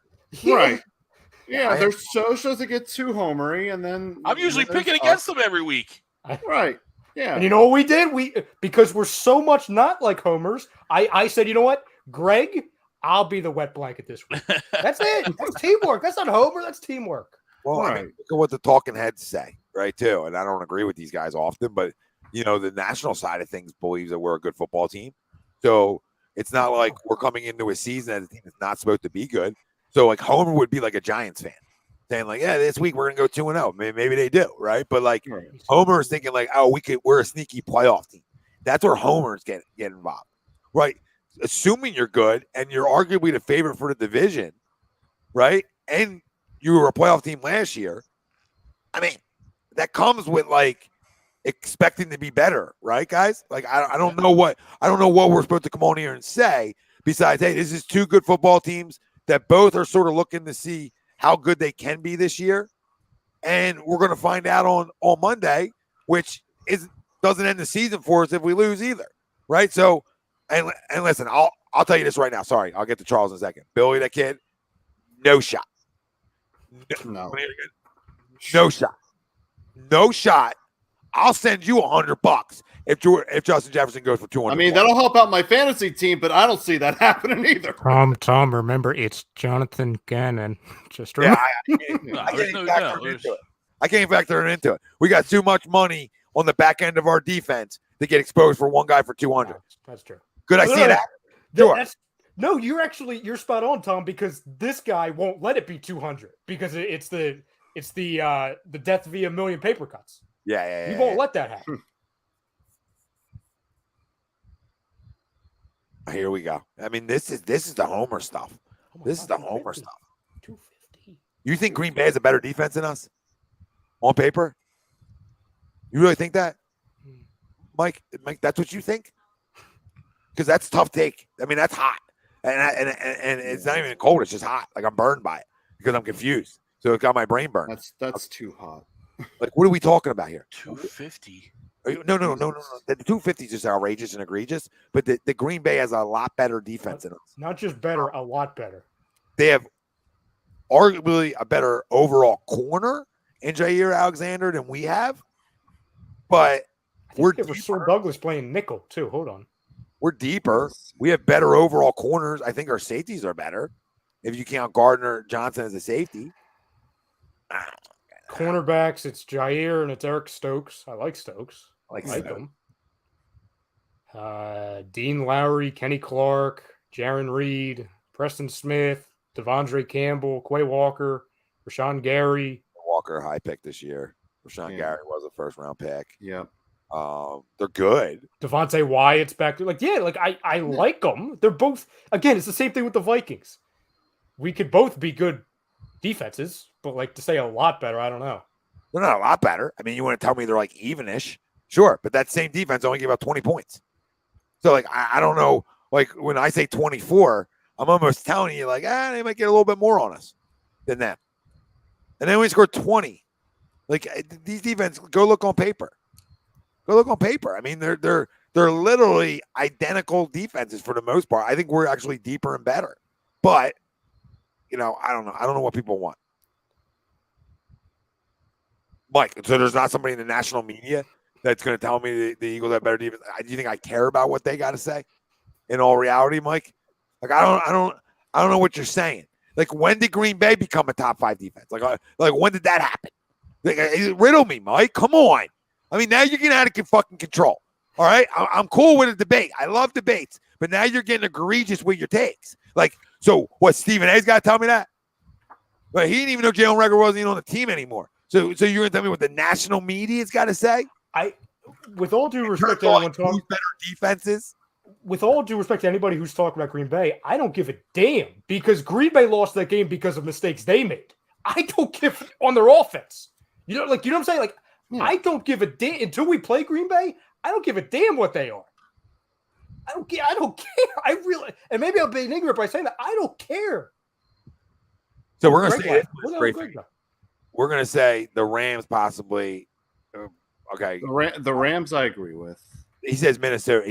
Eugene put Mini in here. So this is where I No, I don't agree with the Minnesota. Agree with it. It's egregious. Like now I think they're going to we're going to score 7 points on Monday because of what these people are making me do, right? But like, can we stop with Green Bay? I mean, can we stop with Minnesota? Minnesota's not even in the conversation. Knock it off. What are we doing? Now Minnesota's defense is this good? Are we kidding me? Are we serious here? Yeah, like I like Harrison Smith, Patrick Peterson. I liked him 5 years ago. Zadarius, sure. Jordan Hicks, okay. Harrison Phillips, Dalvin Tomlinson, Jonathan Ballard. Like, they're good, but they're not 2015 Broncos. And I'm not saying anybody's saying that, but like, it's also, I don't think we know what anybody is, guys. Like all these people in the chats, and I know like we've made proclamations of what we think, but at the end of the day, we have no idea what any of this is. We're judging off of week 1. Right. We have no idea. What up, Scoop? No, we have no clue. Ryan Haskell. Remember what happened last time? Vikings had a good defense. Yeah. And I don't need to look up, Mike. I don't need to look up Daniel Hunter. I know who he is. So I mean, I don't need to look up players. I know who guys are. You guys better look up Daniel Hunter. Look up Lane Johnson while you're at it, okay? Oh, what was that stat? And I'm sure because everybody's talking about it, that'll get jinxed this week. But he didn't give up a sack since, 2 years? Last year? Lane Johnson? There was some kind of stat like he hasn't given up a sack since. Hold on, I'll bring it up instead of me asking. Sack. All right. Offensive player of the game. He hasn't allowed a sack since week 11 of 2020. Lane Johnson. There you go. That'll get jinxed. Something's going to happen. You're not educating me. I know what Daniel Hunter is. Like, I mean, goodness gracious. You know who Son Reddick is? So, I mean, we can do this all night. Daniel Hunter had more coitus before the age of 25 than any player in the NFL. And then he corrected himself after. Okay, that kind of made me. I was going to say, what is that? Here, I'm going to I know you corrected yourself, Michael, but what does that do for me? Great. Have fun. What does that do? I know it's a typo, but still, when I'm reading that, I'm like, what is that? Probably one of the funniest typos I've ever seen. Michael, that might become a meme, just so you know. Yeah. Here's your scouting report. Daniel Hunter has done the deed more than a player in NFL. What do you say, sacks? Yeah. Yeah, he's had more sex than anybody in the NFL before the age of 25. Yeah, really pounding it. Yeah. Yeah. I mean, it brings a whole new meaning to penetration on the defensive side of the ball. Tom, please give your players the game. Oh man, offensively. Ooh.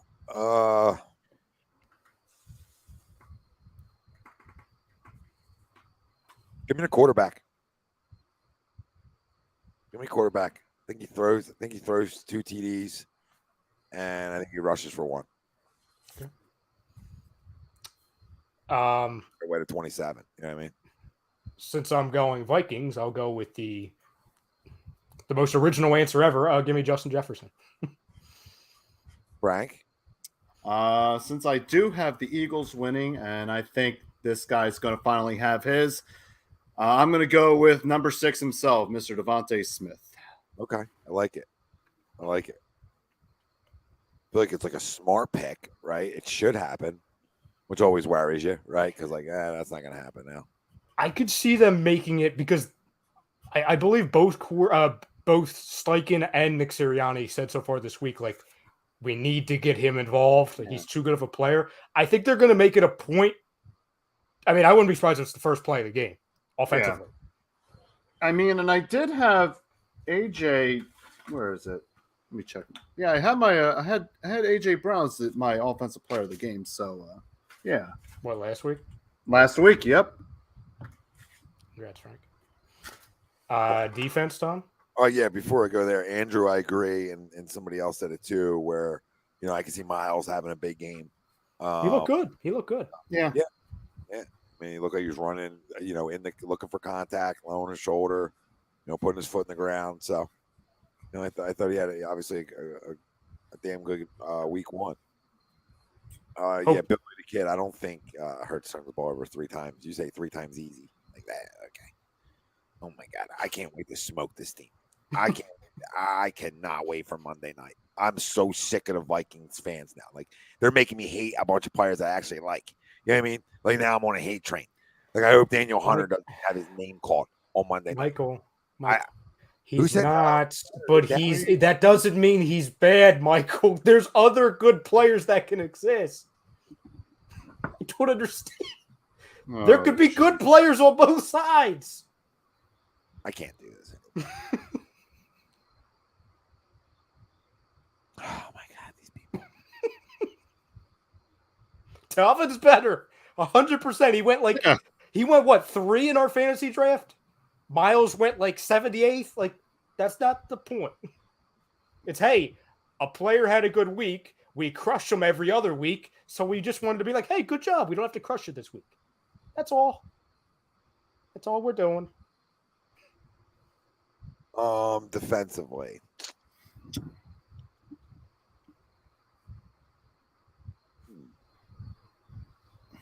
Give me Hassan Reddick. 2 sacks. I was going to say, how many sacks? So who'll actually be up at the line this time? Yeah. I'm feeling like I'm hoping, Rye. I'm hoping that some of the stripes change here and we use these guys on what they do well. So I'm going to go Hassan Reddick. I was thinking Chauncey Gardner gets a pick or a big play, but I'll go with Hassan because you feel like he's got to, right? He's got to get it. He's got to get it once in a while. For those asking what Kirk Cousins' record against the Eagles, it's 6-3 against us in his career. Jamar, you're going off of 1 game. Oh my goodness, it's 1 game. Oh my gosh, we could. I want to go back and watch old shows, Jamar, if you were in here, and how good you thought this defense was going to be on paper before it started. It's actually coming from somebody myself who picked the Vikings, it's making me feel better that there's a lot of panic in this chat because that usually means the Eagles are going to win. Yeah. When everybody's united in positivity in this city, bad things happen. So right. I don't necessarily agree with a lot that's going on in the chat, but I appreciate you guys because it's making me feel better. So I appreciate y'all. Frank, you can do defensive player of the game because I'm picking. I know Tom listed that name before he said Hassan Reddick. I'm going to go with Chauncey himself, Chauncey Gardner Johnson. There you go. By the way, what happened to Greg? I know he disappeared. Text him. I just remember. Oh, I swear, Philly, Liverpool. Frank, can you check what his record is at the link? I feel like I'm the statistician tonight. I don't. All right. The one number I don't have is what his career record is at the link. Record at Lincoln Financial Field. Let's see. I also agree with this, Sam, and we've talked about this also. And we said this before the game. Like, it's so easy to say, oh, guys, it's just the Lions. The Lions came out like it was the damn Super Bowl because, Hard Knocks and, sold out, Monday or sold out home environment and all that. And they're better. We talked about this on Monday, Tom. Like, they put a lot of stock in their offensive defensive lines. Obviously, Hutchinson this year, Penei Sewell the year before. You actually have weapons. It's not Jared Goff throwing in nobody like last year. Like Amon-Ra St. Brown and DJ Chark, they're not Jefferson and Thielen by any means, but they're good. And Swift, when he's healthy, is good. So it's a fired up team with that's has a little bit of talent. Okay. Well, it gave me all the stats, but let's see. In the 5 games that Kirk played at the link,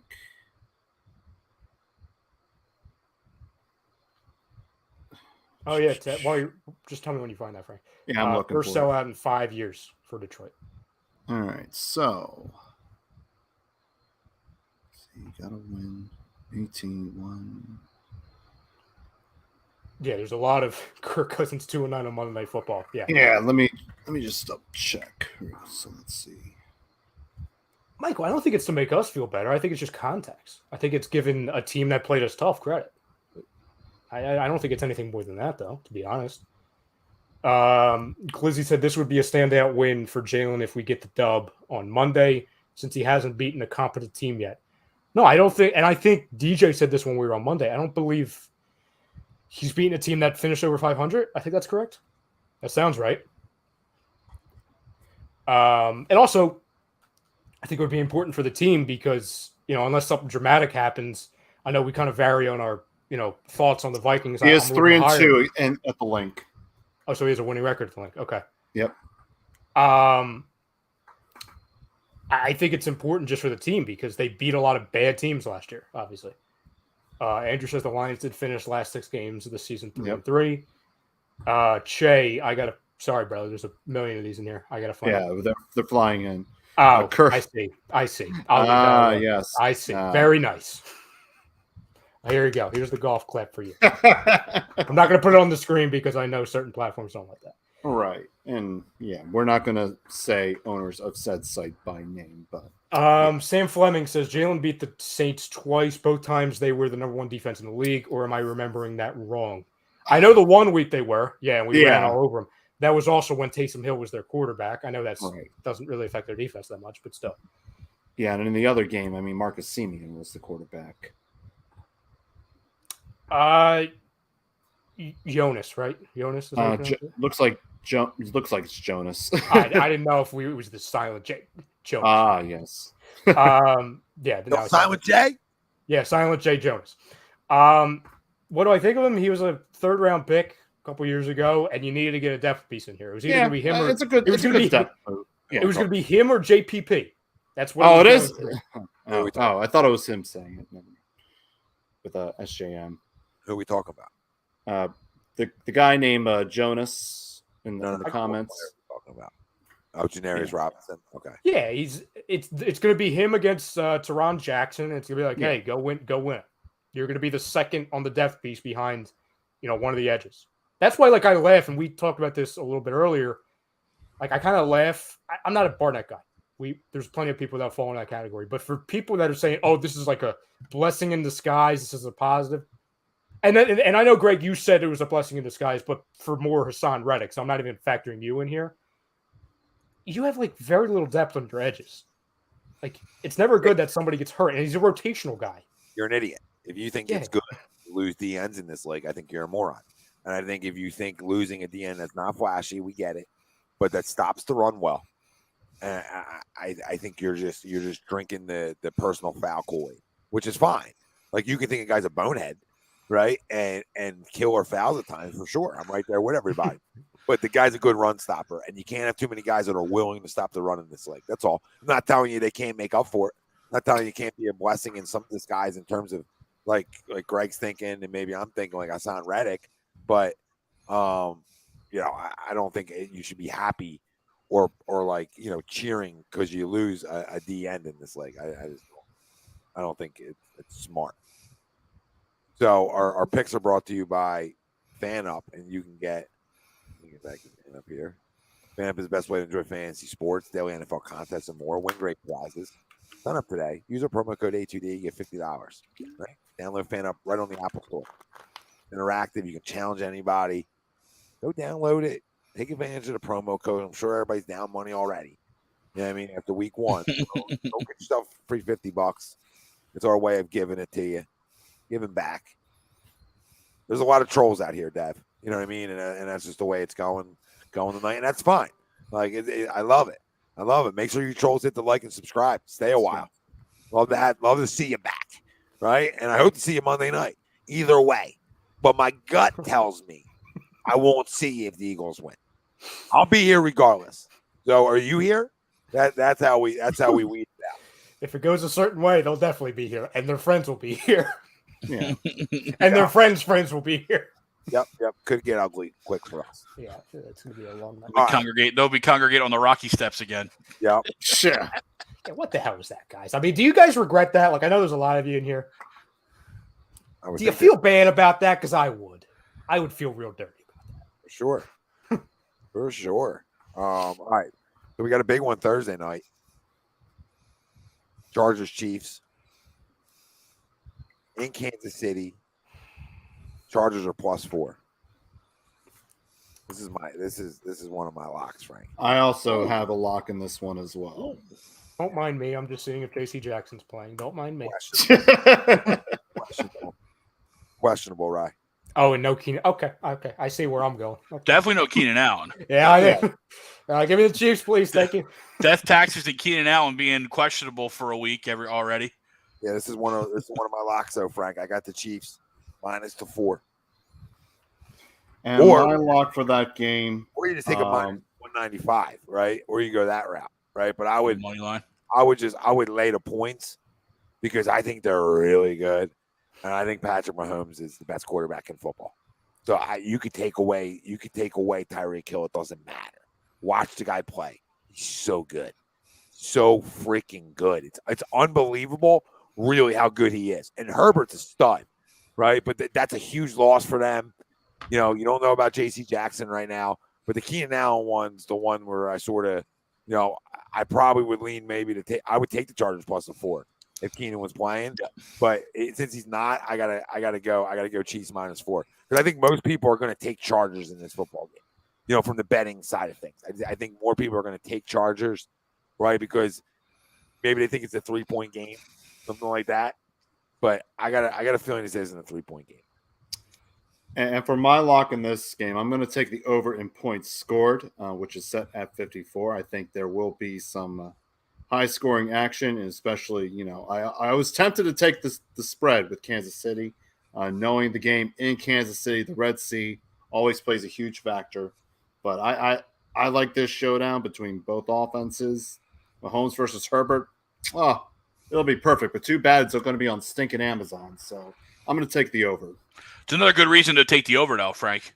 Yeah. It's the first game on Amazon Prime. I know Tommy gave me hell for taking the unders in the Sunday night or the Thursday night football game last week. We didn't get the records, by the way. Starting the year off with an under? Yeah. Yeah, Frank, give the records. I have no idea what you're going to say. I'm 1-3. I don't know if I have a win. I don't know where I'm at. All right, so let's start with those who got all the picks right from last week. It is Chrome and you, Ryan. You got all your picks right. Hey. Chrome going 4-0, Ryan going 3-0, and the rest of us going 1-3. Oh, I did get one. Nice. Yeah, you got the Pittsburgh one. Yeah, because we talked about that. I got that right. Yeah. Joe Burrow helped you out on that one. Yeah. And Minka Fitzpatrick too. Minka Fitzpatrick. We should create a running log of our picks, not of the picks, but of the records. I already do that. All right, you can flash on the screen, Frank. Yeah. Did you take the game right yet? It's funny. I had two things on the screen. I had the lock that Tom you had and the lock that Frank you had. I was going to pick one of them. I'm going to go. Do you want to parlay them? No, I'm not. Listen, I'm 3-0. I don't need to get cute right now. Give me the over. Give me the over in this game as my lock, and you also give me the Chiefs. Tampa Bay. I will take the Chargers plus the points. And just there. Philly, Liverpool says. I'll make a triple lock, Frank. Philly, Liverpool says, Ryan, why did you only have 3 picks and the rest had 4? Honestly, because I'm a coward. Also, bet responsibly. Depends on how you want to look at it. Bet Coward with your or head, bet not over responsibly. your head. Yeah, Philly liver. We got to get to 3 a week as our minimum, Yes. right? You can take more, but 3 a week's got to be your minimum. So then we go to Tampa Bay, traveling to New Orleans. Tampa minus 2.5. I'll take the Bucks in this game though. If I was betting it, I don't know if I'm making it a lock, but I'll take the Bucks in this game. Little revenge, right? Little revenge game for him. This is one of my locks. I'm taking Tampa Bay. The revenge factor, Tommy, absolutely. Also factor in that they didn't look very good on Sunday night, and Tom's going to want to get that back. The one thing I was shocked though, watching that game is that looked like a young Julio. Julio. Tom, what did we say a couple weeks ago? We said he might be back. If he could stay healthy, we know Godwin's coming back from the injury, so he's going to be inching his way back. If Julio's healthy, he might be a problem early on. Well, they might go win one, and then the guy rides off into the sunset. Yeah. I mean, it wouldn't shock me. So, Greg, what was your lock? Bucks minus 2.5. And I got DraftKings the lines up. So that's what we're running with. I'm gonna again. This is kind of like I got to see it first. Tom always struggles there, and I like the Saints a little bit, right? Like, yeah. So again, I'll go the opposite of you. I'll go Saints here. Yeah, as a lock or just picking? No, just pick. I got to keep it at 3 now, Tom. Remember, I got to keep mine at 3. Make sure you guys give them out throughout this segment. It's easier. Yeah. Then start going back. Yeah, I'm gonna do a pick. No lock on this one. I'm gonna take the Saints. Okay. So Jets go to Cleveland, 2 teams that we assume stink right now, but we don't know. But the line's a lot. I mean, the Jets are getting 6.5. Really a lot. That's a lot. I don't know. I mean, that's a lot. Then the money line. You have Flacco under center. Plus 225. Like I almost just for funsies, like no lock, but I will probably dabble with the plus 225 in that football game. I don't know why, but I might dabble with it. But Cleveland's got a good defense, but just to win the game, give me Cleveland. Of course, they'd go 2-0, right? Yeah. Go 2-0 and is waiting for Deshaun to come back. They'll be undefeated when he comes back. I was gonna say they'll start like 7-1, and they'll just let's just trade Deshaun. Let's just trade him. Let's get rid of him. We're good. Jacoby Brissett show. Um, Give me the Jets plus the points. I'm kind of right there with you, Tommy. I don't know why Cleveland's getting this much other than their home and their defense. Give me the Jets plus the 6.5. I mean, I'm going to go with the Browns winning, Jets with the points. I so barely want to do a lock on this on the under, but the under's crazy low.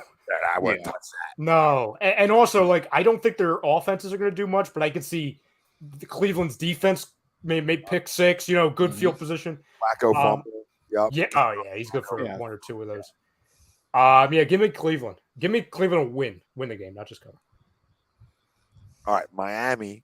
This is a good game, actually. Miami travels to Baltimore. Miami's plus 3.5. Give me Baltimore minus the points. Give me Miami plus the I'll points. take Miami with the points. Yeah, I'll give me Miami plus the points. They're good. I think this is another like measurement game, kind of like what we are with the Vikings. I think Dolphins are kind of that sneaky, a ton of weapons, new head coach, quarterback. We don't really know what he is. If you come out and win this game, then we're like, okay, all right, we have something here. Yeah, you're tough. You can go play on the road. You can win a game like that. Yep, for sure. Frank, you go. I took Miami with the points. Everybody went. All right. Carolina goes to the Giants. Giants minus 2. Give me another lock here. Give me the Panthers +2. Giants, T- not that the Panthers don't, but the Giants really stink. I'm curious. I don't know what the answer to this question is. Because one of Tom's locks last week was on the Panthers. Did it come through for him? Or was it like me and it hurt him? Oh, last year. It did not come through because of the No, because it was -2. Close. You'll find out by like week 6, Tom. They're an addiction. It's like, oh, they have to win, and then it's they're. What's crazy? The ticket I placed. Matt Rule. I placed right after the trade, I was able to get Carolina real early at +2. So I covered that, but didn't cover now that they went over. In this game, I don't give me. Yeah, I can't see the Giants going 2-0. Give me the Panthers plus the points. I'll take Panthers with the points as well. Greg, that's how I think. I look at it like, this time of year, like, do I think the Giants are really going 2-0? I mean, I guess, anything's possible, right? But, I don't think Carolina is like, I don't know what Carolina is. I don't know what Matt Rule is. I don't know what Baker Mayfield really is. I think they'll probably be better offensively than they were week 1. Obviously, Giants defense isn't as good as Cleveland's. Sure. So I think that makes things a little bit easier on them. And Giants offense is atrocious. So, it's just downright atrocious. Like, Daniel Jones could fumble 3 times. So, give me the Browns are a lock. I mean, not the Browns, Panthers. Browns definitely not a lock. Yeah, I kind of look. I'm right. Ted really took the words out of my mouth. As much as Baker's kind of all over the place right now, if Daniel Jones outplays him, damn, that's a rough couple weeks for him. So I'm going same with all you guys, the Panthers. Yeah, and I like Brian Dable, and I hate the Giants, but I like Brian Dable, and I think he's good, and I think that was a damn good sweep. I don't care. I think they do. I think they're going to be tough. I think they're going to be in football games, but I don't believe enough in the quarterback. Not that I believe in Baker Mayfield at this point of his career either. So to make that clear, I just think in this situation, if the Giants go 2-0, that's amazing, and credit to Brian Dable if they do. Because he's doing it with smoke and mirrors. Yeah. Right? And that shows me a sign of a good head coach, if he's able to win games with smoke and mirrors.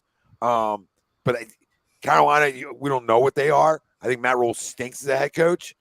But terrible. This is a game where I think they got, they're considered a potential borderline playoff team. Like, you got to go beat the Giants with the rest of your schedule. Like, you have to be able to go beat the Giants on the road.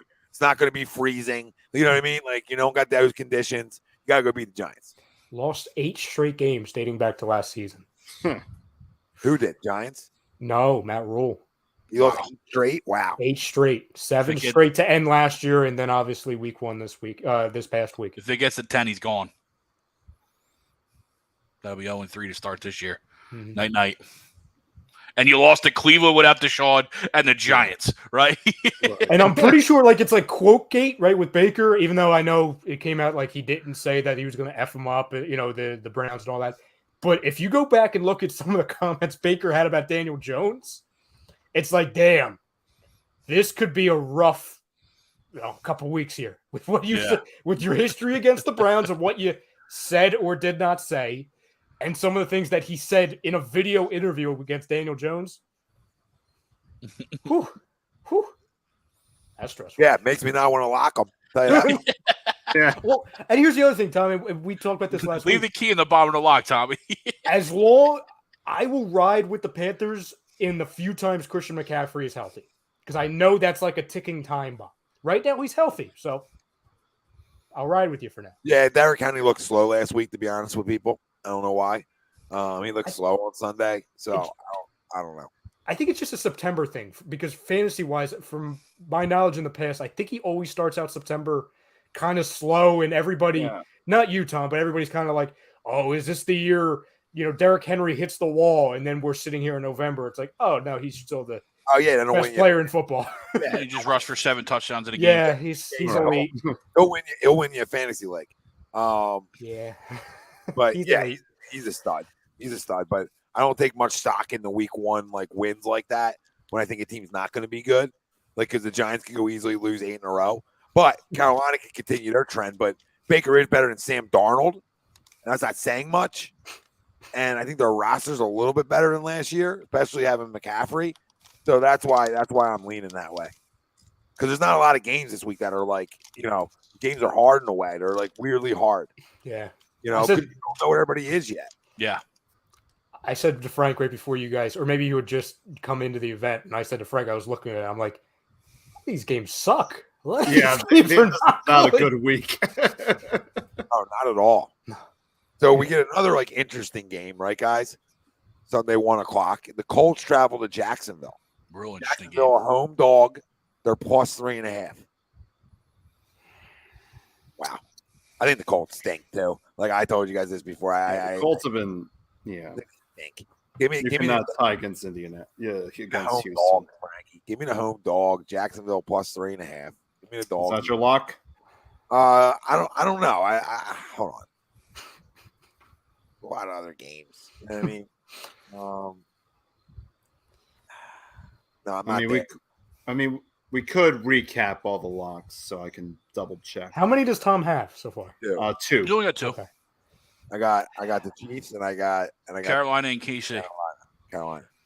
Tom, when you said 3 weeks ago that and you saw all of our reactions when you had Jacksonville winning the division, I called you crazy. But looking at this division now, again, just 1 week, but just gut feeling wise, like I was already kind of down on Tennessee, even though I really like Vrabel. I assume the Colts would be okay, or at least decent enough to beat Houston. You might be right. Like I just get a weird stench. Same way I had with Denver. We talked about on Monday. Like there's just a stench with them.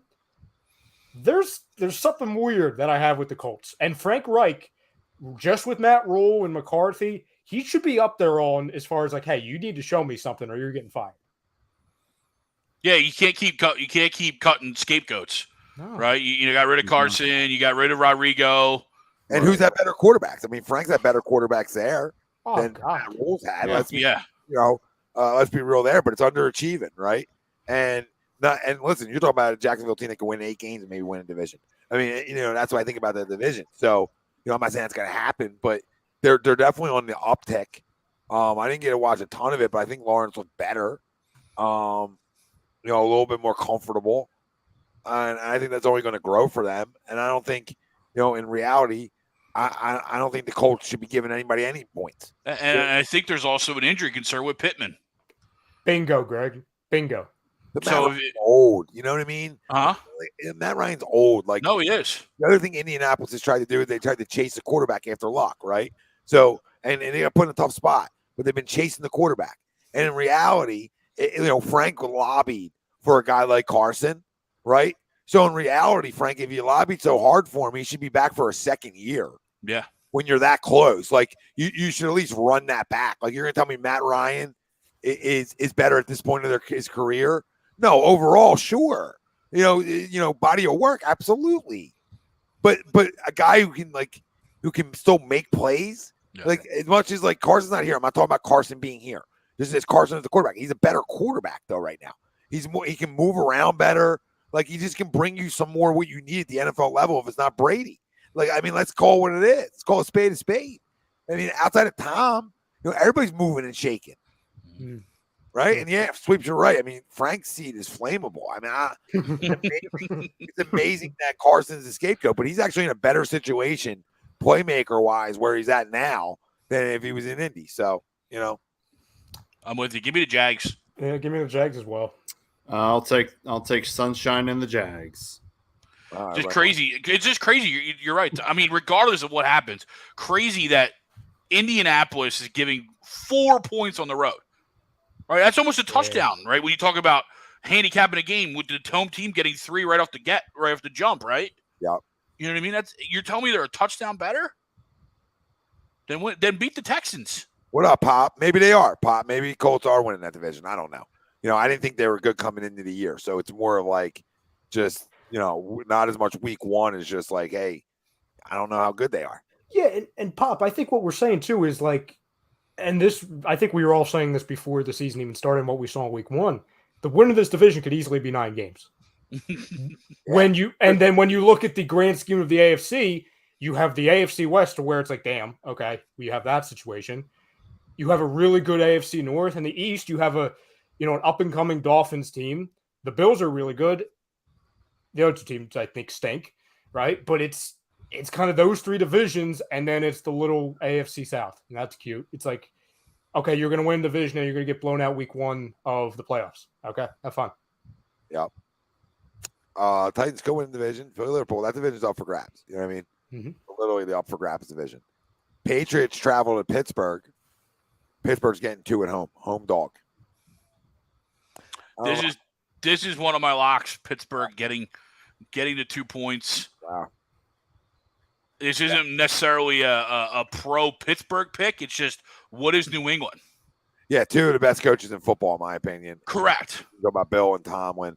I mean, both guys get more out of less. Nobody gets more out of less than those 2 guys, in my opinion. Mm-hmm. You know, Vrabel's close to that in terms of getting more out of less type of cat.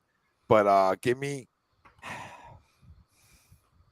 is New England going to? I guess it could.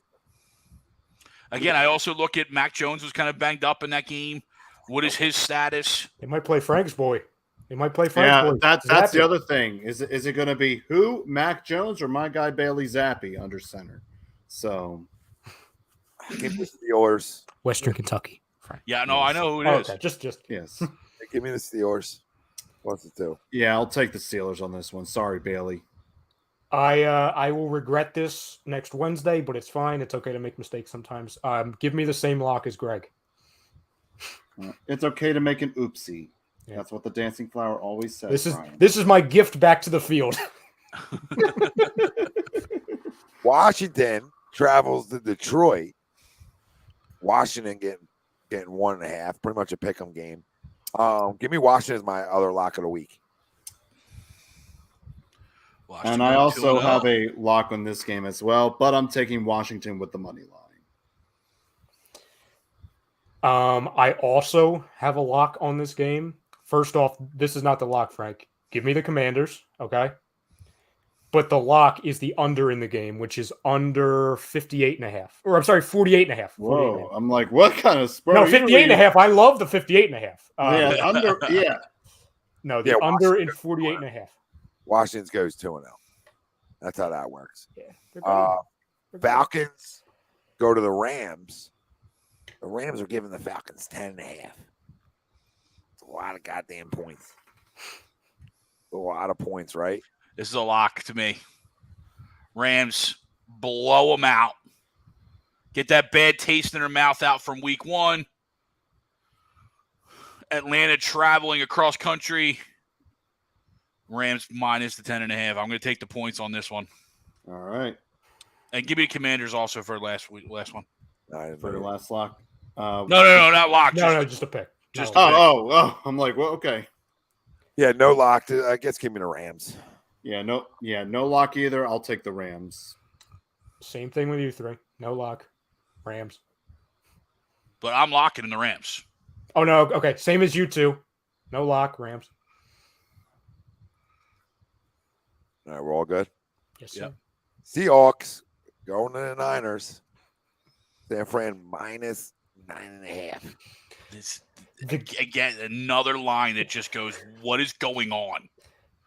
Tom, I'll ask you the Seahawks just came off of that victory, right? Whatever that is. And then how can you realistically judge the Niners after playing in the Monsoon Bowl? Tom, I'll ask you this right now, gut feeling after week 1. Which quarterback do you think you should trust more, Geno Smith or Trey Lance? Probably freaking Geno. I was going to say, I don't know if there's a wrong answer. I don't know. Yeah, there is. It's called Trey Lance. Yeah. That's a lot of points. That's a lot of points. I mean, Seahawks aren't really any good, but that's a lot of points. They got away by bad clock management. I know this because of fantasy. No Elijah Mitchell for a while, which is, their number 1 guy rushing the ball. And George Kittle left practice again today because of injury, so you're going to have a game without both of them. I know they have Debo and, Ayuk and all that stuff, but I actually got to see what running backs are still there. Give me Seattle. Boston 9.5. A lot of points. Give me the points. Same. Yeah, I'm with you. I'll take the points as well. Not a lock, but I'll take the points. San Fran probably wins, but it's a lot of points. Bengals going to the Cowboys. Bengals giving Dallas 7, so Cowboys are a home dog getting 7. This is my fourth lock. Lock me in Cincinnati minus the 7 points. Yeah, this smells like a blowout. But I say that, and I think Cincinnati struggles a little bit this year. I've been on the record of that. I think they get right back to being a better team next year. But I think they have a little hangover. But I mean, Jesus, Dallas is in trouble. So I mean, I smell a blowout here. I'm not going to lock it, but give me the Bengals minus 7. And I too will take the Bengals. Not a lock, but I will go with those points. Seems too easy though. You know why I'm upset? Because I'm doing it again. Give me the same lock as Greg. Oh, God. That's going to be a bad week again. Week of mistakes. But, I mean, Dallas literally said, and I'm not saying it's a bad move because just stink and get a good pick, right? So, whatever. But it's Cooper freaking Rush.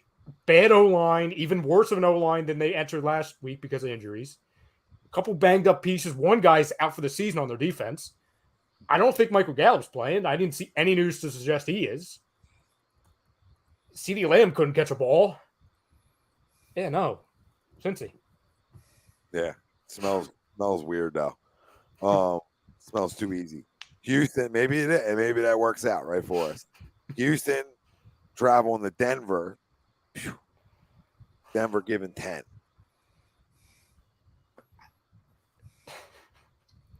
This is Stench Bowl. Tom. I don't know what Give me to do. Texans plus the points because I can't factor in why Denver's giving anyone 10. Yeah. What the hell? Although I'm taking a team that went for a tie. Yeah, Lovie Smith. What are we doing? Coaching debut or re-debut? We're doing that. It's I think Denver blows them out. I think Denver rolls them. You think it's a roll job? Yeah, I gotta Could be. smell them. No, I mean that line tells you something, right? Everybody thinks they stink. They don't stink. You know what I mean? It's week 1. It's like a Super Bowl for Seattle, right? You're talking about 2 goal line fumbles, really real life. Like how many times that happen? I think they're good. Seattle is who we think they are. That will work itself out as the season goes on. But in terms of Denver, I think they're a good football team. And I'm not like Mr. Russ anymore. I think he's like a little too glamorous for me. You know what I mean? So like I'm sort of out on the Hollywood Russ. You're not in on the guy practicing the handshakes as he's running out of the locker room. Yeah. Not a fan of the suit. Not a fan of the suit from the press conference though. Like one of the Temptations. You know what I mean? Prom king. From, like, the handshake one caught me. Like I'm good with like you making sure that you're practicing some of your routines when you're hurt, but when you're running out of a door and you're practicing handshakes, come on, dude. The bro audible with a broken finger last year, like on Monday Night Football. He was audible with nobody around him. Like you know what I mean? That's the first sign that you're a guy I'm not trying to hang out with. That doesn't mean that you're not a damn good football player, right? Still. So he's got weapons there. I'm not telling you they're winning 12 games or anything crazy like that. They just out here rolling tonight. Where are you hiding? No notes. Let's go, baby. I think you reminded me of this the other day, Tom. He's the same guy last year that was injured, but was still practicing huddles in an empty stadium, not an empty field. Like not that there's people around and watch. Empty stadium. I feel like nobody was near him for like 10 miles. And he's just there. That's a camera.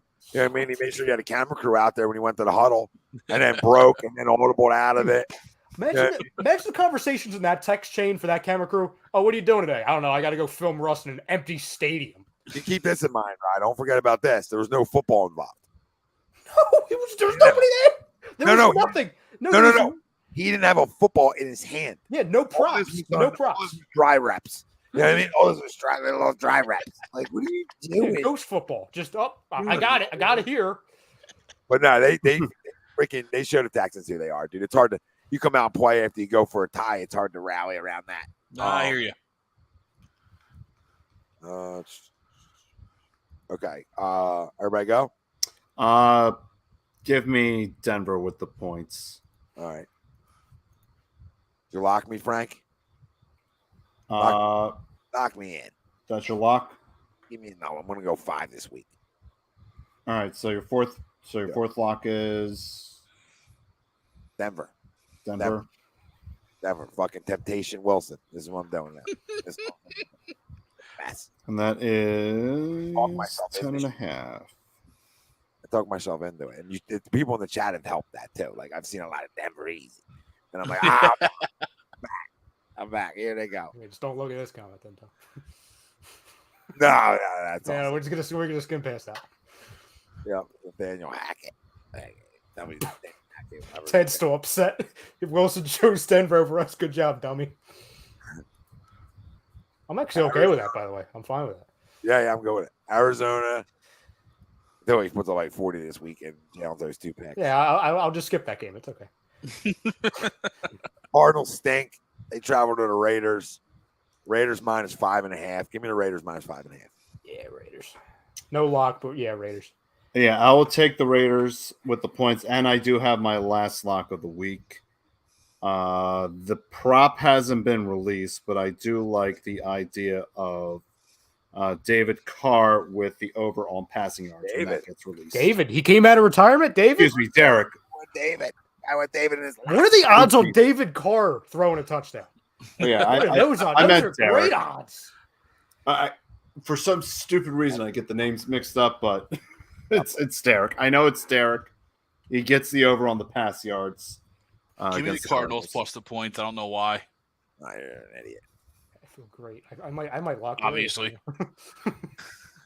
Walking moron. They're tough. The Raiders are tough. I just don't know. They didn't start throwing the ball downfield until they were losing. I'm like, why? It's Justin Herbert. Why are you waiting? What are you waiting for? Yeah. Everybody go? Yes, sir. Yeah. Right. Bears, Packers in Green Bay. Green Bay's giving 9.5. Give me I'll lay the 9.5 here. I don't know why I'm doing it, but I'll lay the 9.5 here. I'll take Green Bay on this one. What up, Mark? What up, Mark? They're great defense. We talked about earlier. They're great defense comes to play. Give me the Bears. Top 5 defense. Yeah, the Bears. Man, I feel like this is a game telling you, like some of these lines that are so high, they're almost telling you they're smelling blowouts, which I don't know why. Because like Green Bay looked like shit week 1, and this is where everybody takes Chicago, and he's still their daddy. I'll tell you exactly why that line's like that. I'll tell you exactly what they were doing. Water slides in week 1.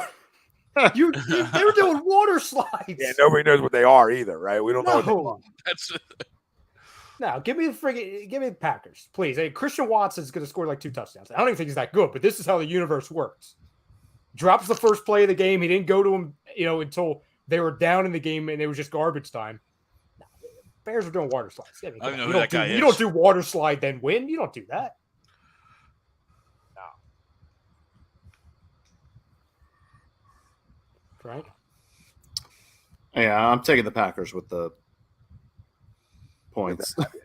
Good to have you. Monday Night Football. First game on the docket. Tennessee Titans traveling to Bills Mafia. Tennessee's getting 10.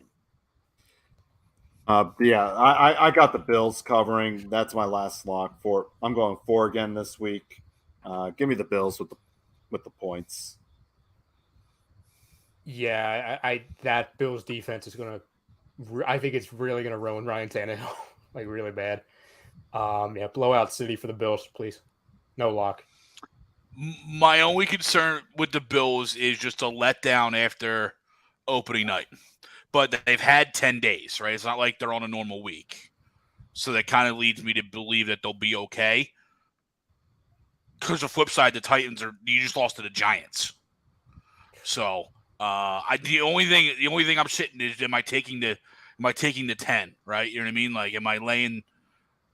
I almost want to go Titans plus the points, but the Bills obviously win the game. Yeah, Titans are a tough football team. I think we know this. We expect them to play tough. Bills are way better than them. No, 100%. They still put their foot on their throat. Part of me wants to lean towards just taking the 10 and Bills win, but home opener. Give me the Bills. Yeah, it's gonna be freaking 1,000 broken tables by halftime. It's tough. It's tough. Monday A lot night of carnage. promo A lot of partners. carnage in that locker room. A lot of love carnage in that parking lot. Flip I that. love Mike Vrabel. I love Mike. I do. You know what I mean? I love Mike Vrabel. I agree with you, Sweeps. I feel like they always show up and they play everybody tough. I don't know if they have enough right now to go up there. Like they're really good. I mean, Buffalo just does what they want offensively without. That's how good he's become. And their defense is really good. But listen, it would not like once Sunday comes, I could easily change that and be going Tennessee plus like 11.5, you know, and hoping they come show up and they keep it a close game. But that's a tough one. Yeah, I mean, the thing I just can't get past is what Sam said, which is true. Titans roster just isn't as talented, you know, even with Derrick Henry. And the other thing, Daniel Jones kind of spun it on him a little bit in that second half, like a little bit, like Daniel Jones level spun it, right? And that's not saying much. But if you let Daniel Jones do that in your, you know, home opener at home, what the hell is Josh Allen going to do to you? Yeah, and what is that defense going to do to you?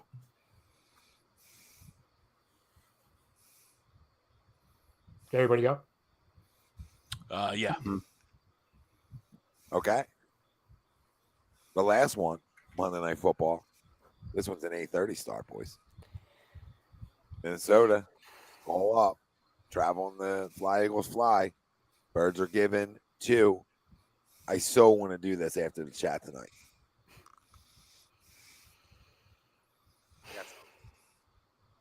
Lock it. Yeah, we're coming in hot. After the chat tonight, right? Like, I think Minnesota is good, right? But the chat tonight made me feel like I'm playing the best team in the NFC, hands down, no question about it. Like ballers everywhere. All right, that's cool. That's cool. That's cool. That's cool. I like that. That actually makes me feel better about this. And I'm going Eagles lock it. Eagles cover. I might even up my score. We might even score 30 again. Then Daniel Hunter. 31-24. Lock it in. I switched it. I went up, right? I went up another 4 points. Screw Daniel Hunter. I'm tired of hearing about it. You know what I mean? OT talk. Wow. I don't know if I can handle an OT Monday Night Football game week 2. I don't know. Can we wait until like week 5 for that, please? Yeah. We probably play for a tie. We probably play for a tie and then get like a pick. Wasn't that a week 2 game against the Bengals? Yes. Or was that week 3? One, that was week 2. 2 or 3. Yeah. Concerning.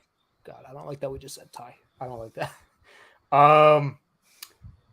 Yeah, it's 31-27 Vikings. I really didn't want to have to say that again, but yeah. I'm taking the Eagles for the points. Right. I mean, I'm also taking the Eagles with the points. I mean, I have the Eagles winning 28-23, so. All right. We locked you up. We gave you our picks. Look at Mark. I got one final lock. Oh, here we go. All right. Is it a teaser or 55 leg parlay? That's just a four-man TD parlay. That's it. All right. Mark, I like the score, brother. That's what I got. All right. Go Mark ahead. Andrews. Tyreek Hill. All right, hold on. Mm-hmm. There you go. Tyreek Hill. Allen Robinson.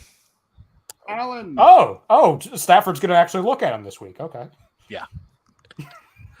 I have as one of my locks, right? So I'm going to Hope so at 10 for you. plus. Hope Yeah. so. And Hunter Renfro.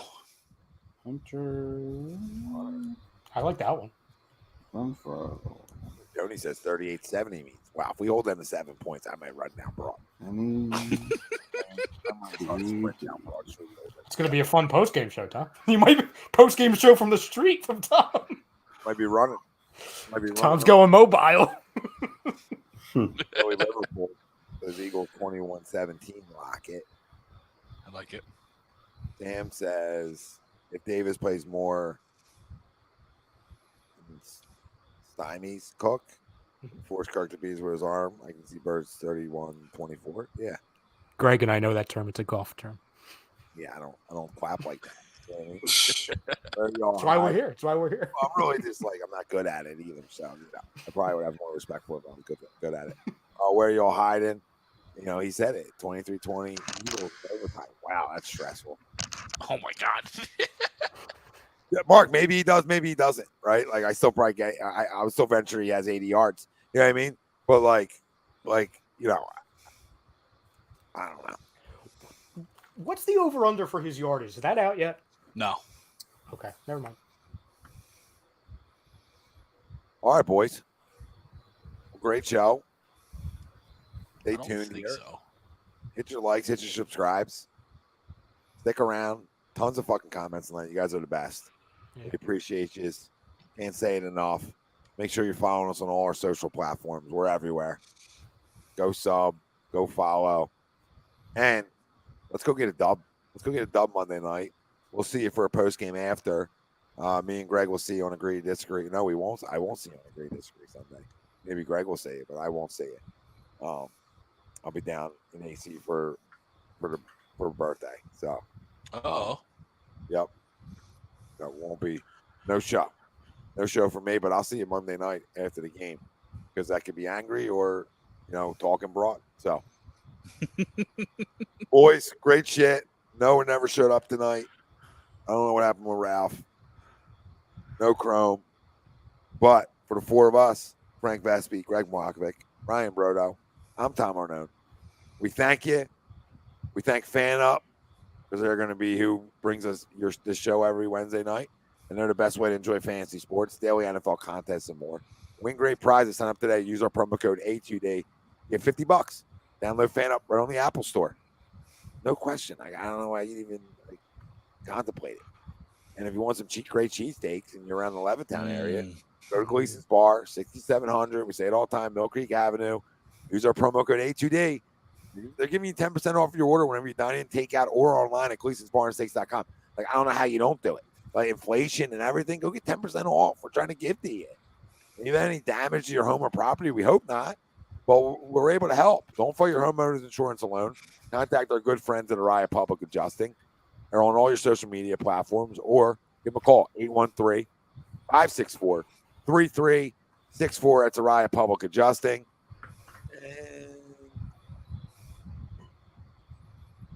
let me talk about my guy Alan, and then we're out of here. Alan Foy, EXP Realty. Okay, let's put our house up on the market. Alan's the best. Hey-o. Up the team over at EXP Realty. Yeah, we're just testing. We're just playing the test game. What are you willing to give us? Because we don't have to get out, but Sure. if you're willing to exceed expectations, which allows the central dream home and all boxes checked, then sign me up. Yeah, But absolutely. there's also the other side is you don't know what's behind the curtain, and I got great neighbors here. So that's your big. Well, besides the spray lady, but she's like, you know what I mean. She's not really a neighbor. Yeah, it's not really a neighbor. You know what I mean.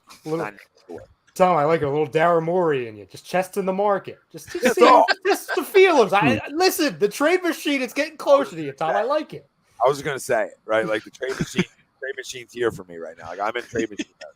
But contact Alan Foy, EXP Realty, 302-682-8820. He's the best. He'll take care of you. And make sure you tell him the boys at A2D sent you. He also does a solar panel too. So you want to switch over. You can contact them about that too. You can double dip them. You know what I mean? You can reach around them. And since we're giving 20% off and free shipping with the code A2D at manscaped.com, it's time to throw out your old hygiene habits. Upgrade your life with Manscaped. They're the best in the business. We're the best in the business. We appreciate you all. Sorry for all the late reads. We gave you commercial free here. You know what I mean? We're commercial free junkies. 2 hours and 13 minutes pre-reads. All right. Nobody does more. Nobody gives more. All right. Nobody in the business comes on longer for the goddamn people. So hit the like, hit the subscribe. Let's go, birds. Frank, you want to take us out on it? Sure. Let me just get a drink real quick. Yeah, get a nice sip. Get a nice sip. Yeah. Is that Betty? It is Betty. That's the real goat beard. Forget Tom Brady. Betty's the goat. Look at you. Go Birds! Great, Frank. You did a great job. Betty got you cleared up. Mark, well, it depends. I mean, there's streams every day on A2D. So you got Marcus on Pro Fan Talk tomorrow night at 7 or 7:30. 7, right, Frank? 7. Pro Fan Talk on 7. 7. Birds of a 7. Feather 9:30, and both shows will be. Hopefully, they will be talking about the game that will be on Amazon Prime. Yeah, one would. Oh, you talking about live? I was talking about Eagles. I'm like, what else would they talk about? Yeah, they're obviously. I don't think they're talking UFC, Frank. Nah, or have live concerts on the show singing things indistinguishable. But Get us the hell out of here! Get us the hell out of here! Concerts are over. All right. All right. Sometimes you let the dogs out of the cage, and this is the shit that happens. You know what I mean? You let a couple dogs roam because you think they can be nice in the street, right? And we got guitars and we got instruments. we got cowboys talking about Southern stuff, and Yes. Probably should find a way to delete that stream. yeah, pretend it never happened. And but I'll say this: Friday we got nothing on A2D, but Saturday you have In This Very Ring, and then Sunday you'll have Nate giving you all your gambling advice early on Money Pot, followed by John Coyle, the Rant Booth. Now on Sundays pregame, so they give you a live dive in right to what's about to happen. Now, not this Sunday, obviously. And then maybe the boys on Agree Disagree. I won't be on this week, but they might be. And then we'll see you Monday, Mark. We'll see you Monday, right after it, and pray to whoever you pray to. We're out of here.